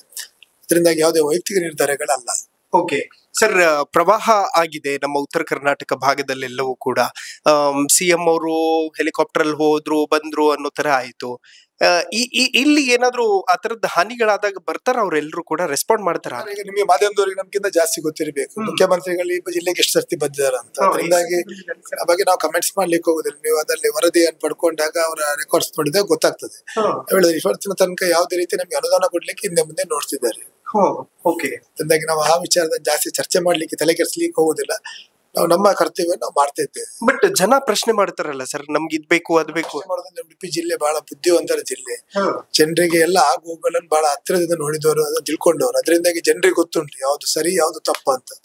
ಅದರಿಂದಾಗಿ ಜನರ ಬಗ್ಗೆ ಜಾಸ್ತಿ ತಲೆ ಕೆಡಿಸುತ್ತಿಲ್ಲ. ಜನರು ಸರಿಯಾದ ಸಮಯಕ್ಕೆ ಸರಿಯಾಗಿ ಉತ್ತರವನ್ನು ಕೊಡ್ತಾರೆ. ಬಟ್ ಇಲ್ಲಿ ಪರ್ಟಿಕ್ಯುಲರ್ಲಿ ಸರ್, ಪ್ರೈವೇಟ್ ಬಸ್ಗಳ ಬಗ್ಗೆ ತುಂಬಾ ಚರ್ಚೆ ಆಗ್ತಾ ಇರುತ್ತೆ. ಯಾರೋ ಹೋಗಿ ಲೆಟರ್ ಹಾಕ್ತಾರಂತೆ ಪ್ರೈವೇಟ್ ಬಸ್ಗಳಿಗೆ ಈ ತರ ಸಮಸ್ಯೆ ಆಗ್ಬಾರ್ದು ಅಂತ. ಅದೇನ್ ಸರ್ ಅದು ಮ್ಯಾಟರ್? ಗೊತ್ತಿಲ್ಲ, ನಮ್ಮ ಮಾಹಿತಿಗೆ ಬರ್ಲಿಲ್ಲ. ನಮ್ಮಲ್ಲಿ ಇದರಿಂದ ಕೂಡ ಸರ್ಕಾರಿ ಬಸ್ ಸೇವೆ ಬಹಳ ಕಮ್ಮಿ, ಪ್ರೈವೇಟ್ ಬಸ್ ಆಗ್ತಾ ಉಂಟು. ರೀಸನ್ ಈ ಹಿಂದೆ ಕೂಡ ಪ್ರೈವೇಟ್ ಆಪರೇಟರ್ಸ್ ಬಸ್ ಚಾಲನೆ ಮಾಡ್ತಿದ್ರು ಈ ಭಾಗದಲ್ಲಿ. ಆ ಹುಟ್ಟೋ ಮುಂಚೆ ಕೂಡ ಪ್ರೈವೇಟ್ ಬಸ್ ಇತ್ತು, ಸರ್ಕಾರಿ ಬಸ್ ಬಾರಿ ಕಮ್ಮಿ ಇತ್ತು. ಇವತ್ತು ಕೂಡ ಅದೇ ರೀತಿಯ ಸಂಚಾರ ವ್ಯವಸ್ಥೆಗಳು ಪ್ರೈವೇಟ್ ಬಸ್ ಮೂಲಕ ಆಗ್ತಿದೆ. ಅಂದ್ರೆ 5 ಗ್ಯಾರಂಟಿಯಲ್ಲಿ 1 ಗ್ಯಾರಂಟಿ ಉಡುಪಿಯಲ್ಲಿ ಫೇಲ್ ಆಗಿದೆ ಅಂತ? ಎಲ್ಲಾ ಗ್ಯಾರಂಟಿ ಫೇಲ್ ಆಗಿದೆ, ಒಂದಲ್ಲ 4 ಗ್ಯಾರಂಟಿ ಯಾವ್ದು ಒಳ್ಳೇದಾಗಿದೆ ತಾವು ಹೇಳಿ ಅಂದ್ರೆ. ನಮ್ಮ ಜಿಲ್ಲೆಯಲ್ಲಿ ಅದರ ಡಾಟಾ ತೆಗೀರಿ, ಅದರ ರಿಪೋರ್ಟ್ ತೆಗೀರಿ, ಗೊತ್ತಾಗ್ತದೆ. ಅದರಿಂದಾಗಿ ನಾನು ಆ ಬಗ್ಗೆ ಚರ್ಚೆ ಮಾಡ್ಲಿಕ್ಕೆ ಹೋಗುದಿಲ್ಲ. ಜನರಿಗೆ ಗೊತ್ತುಂಟು. ಯಾಕಂದ್ರೆ ನಮ್ಮ ಜಿಲ್ಲೆಯಲ್ಲಿ ಪ್ರತಿಯೊಬ್ಬ ಶಾಲೆಯ ಹುಡುಗನಿಂದ ಹಿಡ್ಕೊಂಡು ದಿನನಿತ್ಯ ಏನೆಲ್ಲ ಆಗ್ತದೆ, ಡೇ ಟು ಡೇ ಅಫೇರ್ಸ್ ಬಗ್ಗೆ ಮಾಹಿತಿ ಉಂಟು. ಅದರಿಂದಾಗಿ ನಾವು ಪುನಃ ಅದನ್ನು ಉಚ್ಚರಿಸಬೇಕಂತ ಅನಿವಾರ್ಯತೆ ಇಲ್ಲ, ಜನರಿಗೆ ಗೊತ್ತುಂಟು. ಅದರಿಂದಾಗಿ ಆ ಬಗ್ಗೆ ನಾನು ಕಮೆಂಟ್ಸ್ ಮಾಡ್ಲಿಕ್ಕೆ ಹೋಗುದಿಲ್ಲ. ಶಕ್ತಿ ಯೋಜನೆಗೆ ಶಕ್ತಿನೇ ಇಲ್ಲ ಉಡುಪಿಯಲ್ಲಿ ಅಂತ ಟೋಟಲ್ ನಾನು ಹೇಳಿದಲ್ಲ. ಇದು ಗ್ಯಾರಂಟಿ ಮುಖ್ಯಮಂತ್ರಿ ಅಡ್ಮಿನಿಸ್ಟ್ರೇಷನ್ ಬಗ್ಗೆ ನಮ್ಮ ಜನರಿಗೆ ನಂಬಿಕೆ ಇಲ್ಲ. ಅದರಿಂದಾಗಿ ಮುಖ್ಯಮಂತ್ರಿಗಳ ವಿಚಾರ ಅವರ ಕಾರ್ಯಕ್ರಮದ ಬಗ್ಗೆ ನಾವು ಮಾತಾಡೋದು it's waste of time, waste of energy. Okay, ಹಾಗಿದ್ರೆ ಇಲ್ಲಿ ಬರುವಂತ ಮಿನಿಸ್ಟರ್ಗಳಾಗ್ಲಿ ಸರ್, ಲೈಕ್ ರೀಸೆಂಟ್ ಕೃಷ್ಣ ಬೈರೇಗೌಡರು ಅವರು ಇವರೆಲ್ಲ ಬಂದು ಹೋದ್ರು, ವಿಸಿಟ್ ಅಷ್ಟೇ ಮಾಡ್ತಾರೆ. ಟೋಟಲ್ ಜನ ಹೇಳಿದಾಗೆ ಅವ್ರು ಏನ್ ಮಾಡಿದಾರೆ ಅಂತ ಹೇಳಿ ಅವರ ಅನುದಾನಗಳಿರ್ಬೋದು, ಅಭಿವೃದ್ಧಿ ಕಾರ್ಯಗಳ ಬಗ್ಗೆ ಪಟ್ಟಿ ತಗೊಂಡು ಬಂದು ಅವರೇ ಮಾಧ್ಯಮದ ಮುಂದೆ ಬಂದ್ರೆ ಅದು ಸೂಕ್ತ ಅಂತ ಅನಿಸ್ತದೆ. ಈಗ ನಾವು ನಮ್ಮ ಬಾಯಲ್ಲಿ ಇಡೋದಕ್ಕಿಂತ ಅವ್ರು ಏನ್ ಮಾಡಿದಾರೆ ಅಂತ ಹೇಳಿ ಜನರ ಮುಂದೆ ತಂದ್ರೆ ನಾವು ಅದಾಗ ಉತ್ತರಗಳನ್ನು ಕೊಡ್ಬೋದು. ಅದರಿಂದಾಗಿ ಏನ್ ಕೊಟ್ಟಿದ್ದಾರೆ ಏನಿಲ್ಲ ಅಂತ ಜನರ ಮುಂದೆ ತಗೊಂಡ್ ಬರ್ಲಿ ಅಂತ ನಾನು ಹೇಳಲಿಕ್ಕೆ ಬಯಸ್ತೇನೆ. Okay, done. ನೀವು ಮಿನಿಸ್ಟರ್ ಪಾಪ ಕ್ಷೇತ್ರಕ್ಕೆ ಬಂದಿದ್ದಾರೆ, ಅಲ್ಲೂ ಕೂಡ ಹೋಗ್ಬೇಕು, ಹೆಚ್ಚು ಸಮಯ ತಗೊಳ್ಳೋದಕ್ಕೆ ಹೋಗೋದಿಲ್ಲ. ವೆಲ್ ಫೈನಲಿ ಕಾರ್ಯಕ್ರಮದ ಮುಖಾಂತರ ಏನ್ ಹೇಳೋದಕ್ಕೆ ಇಷ್ಟಪಡ್ತೀರಿ ಅಂತ? ಖಂಡಿತವಾಗಿಯೂ ಜನರ ಒಂದು ಆಶೀರ್ವಾದದಿಂದ ನಾವು ಶಾಸಕರಾಗಿ ಬಂದಿದ್ದೇವೆ. ಜನರ ಬೇಡಿಕೆಗಳನ್ನು ಈಡೇರಿಸುವಂತ ನಮ್ಮ ಕರ್ತವ್ಯ. ಅದರಿಂದಾಗಿ ನಮ್ಮ ಇತಿಮಿತಿಯಲ್ಲಿ ಇವತ್ತು ಕೇಂದ್ರ ಸರ್ಕಾರದ ಇರ್ಬೋದು, ಬೇರೆ ಬೇರೆ ಯೋಜನೆಗಳನ್ನು ಜನರ ಮನೆ ಬಾಗಿಲಿಗೆ ತಲುಪಿಸುವಂತ ಪ್ರಾಮಾಣಿಕವಾದ ಪ್ರಯತ್ನಗಳಾಗ್ತಾ ಉಂಟು. ಅದೇ ರೀತಿ ರಾಜ್ಯ ಸರ್ಕಾರದ ವಿರುದ್ಧ ಅನುದಾನವನ್ನು ನೀಡಬೇಕೆಂಬ ವಿನಂತಿಯನ್ನು, ಹೋರಾಟಗಳನ್ನು ಬಹಳ ದಿನಗಳಿಂದ ಮಾಡ್ತಿದ್ದೇವೆ. ರಾಜ್ಯ ಸರ್ಕಾರ ಕಣ್ತೆರೆದು ಉಡುಪಿಯ ಬಗ್ಗೆ ಒಂದು ದೊಡ್ಡ ರೀತಿಯಲ್ಲಿ ಉಡುಪಿಯ ಅಭಿವೃದ್ಧಿಗೆ ಒಂದು ದೊಡ್ಡ ಕೊಡುಗೆಗಳನ್ನು ನೀಡಬೇಕು. ಉಡುಪಿಯ ಅಭಿವೃದ್ಧಿ ಆದ್ರೆ ರಾಜ್ಯಕ್ಕೆ ದೊಡ್ಡ ರೀತಿಯ ಸಹಕಾರ ಆಗ್ತದೆ ಎಂಬುದನ್ನು ನಾನು ಹೇಳಲಿಕ್ಕೆ ಬಯಸ್ತೇನೆ. Okay, thank you so much sir, ತುಂಬಾ ಖುಷಿ ಆಯ್ತು ಮಾತಾಡಿ. ಹೀಗೆ ಮುಂದುವರಿಲಿ ತಮ್ಮ ಸೇವೆ.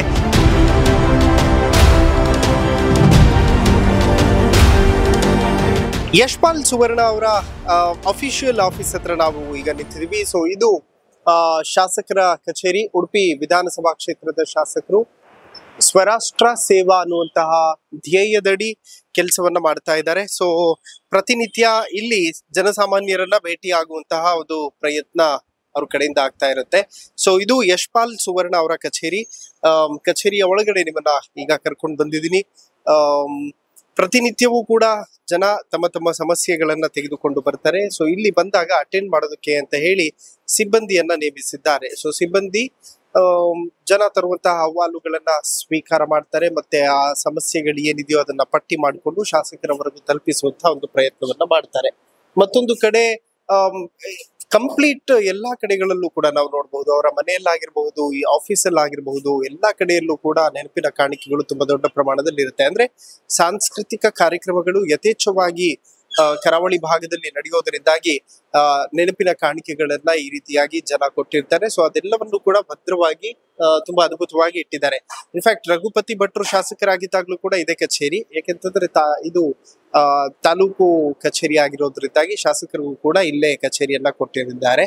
ಮತ್ತು ಇದು ಯಶ್ಪಾಲ್ ಸುವರ್ಣ ಅವರ ಕ್ಯಾಬಿನ್. ಇಲ್ಲಿ ಯಶ್ಪಾಲ್ ಸುವರ್ಣ ಅವರ ಈ ಕ್ಯಾಬಿನ್ ನಿಮ್ಗೆ ಇವತ್ತು ತೋರಿಸ್ತಾ ಇದ್ದೀನಿ. ಸೊ ಶಾಸಕರು ಇಲ್ಲಿ ಬಂದು ಕೂತ್ಕೋತಾರೆ. ಸೊ ಇದು ಶಾಸಕರ ಒಂದು ಕಚೇರಿಯ ಒಳಗಡೆ ಇರುವಂತಹ ಚಿತ್ರಣ. ಮತ್ತೊಂದು ಕಡೆ ಪ್ರತಿನಿತ್ಯವೂ ಕೂಡ ತಾವು ಮಾಡುವಂತಹ ಕೆಲಸ ಪ್ರಾಮಾಣಿಕವಾಗಿ ಇರಬೇಕು ಅನ್ನುವಂತಹ ನಿಟ್ಟಿನಲ್ಲಿ ಅವರ ತಂದೆ ತಾಯಿಯವರು ಗೈಡ್ ಮಾಡಿದ್ರು ಅಂತ ಹೇಳ್ತಾ ಇದ್ರು. ಹಾಗಾಗಿ ತಾವು ಕೆಲಸ ಮಾಡುವಂತಹ ಜಾಗದಲ್ಲಿ ತಂದೆ ತಾಯಿಯಂದಿರ ಫೋಟೋವನ್ನ ಇಟ್ಕೊಂಡಿದ್ದಾರೆ. ಅವರ ತಂದೆ ಆನಂದ್ ಎನ್ ಪುತ್ರನ್ ಮತ್ತು ತಾಯಿ ಪುಷ್ಪಾವತಿ ಆನಂದ್ ಪುತ್ರನ್.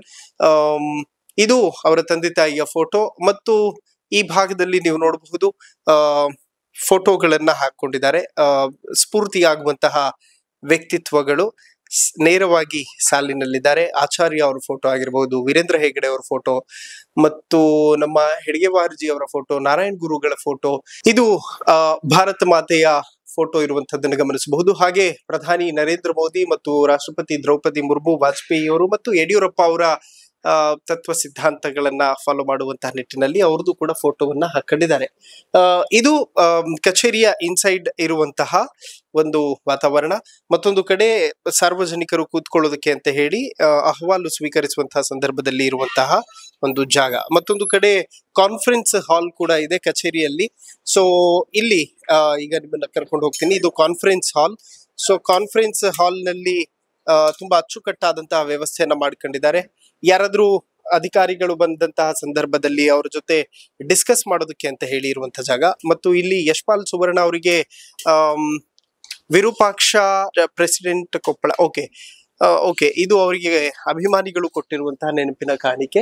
ಮತ್ತು ಇಲ್ಲಿ ಶಾಸಕರು ಕೂತ್ಕೋತಾರೆ ಮತ್ತು ಅಧಿಕಾರಿಗಳು ಯಾರೇ ಏನೇ ಡಿಸ್ಕಸ್ ಮಾಡುವಂತದ್ದಿದ್ರು ಇದೇ ಜಾಗದಲ್ಲಿ ಕಾನ್ಫರೆನ್ಸ್ ಹಾಲ್ ಇದೆ. ಸೊ ಇಲ್ಲೇ ಡಿಸ್ಕಷನ್ ಎಲ್ಲವೂ ಕೂಡ ಆಗ್ತಾ ಇರುತ್ತೆ. ಇದು ಕಚೇರಿಯ ಚಿತ್ರಗಳು. ಅದೇನೇ ಇದ್ರು ಕೂಡ ಇವತ್ತು ಅವರ ಕ್ಷೇತ್ರ ಮತ್ತು ಅವರ ಮನೆ ಮತ್ತು ಮನದ ಮಾತು ನಿಮ್ಮವರೆಗೂ ತಲುಪಿಸುವಂತಹ ಪ್ರಯತ್ನ ನಮ್ದಾಗಿತ್ತು. ನೋಡ್ತಾ ಇರಿ ಹೆಲೋ ಹಿಂದೂ. ನಾನು ಸೈಯದ್ ಹಿದಾಯತ್. ನಮಸ್ಕಾರ.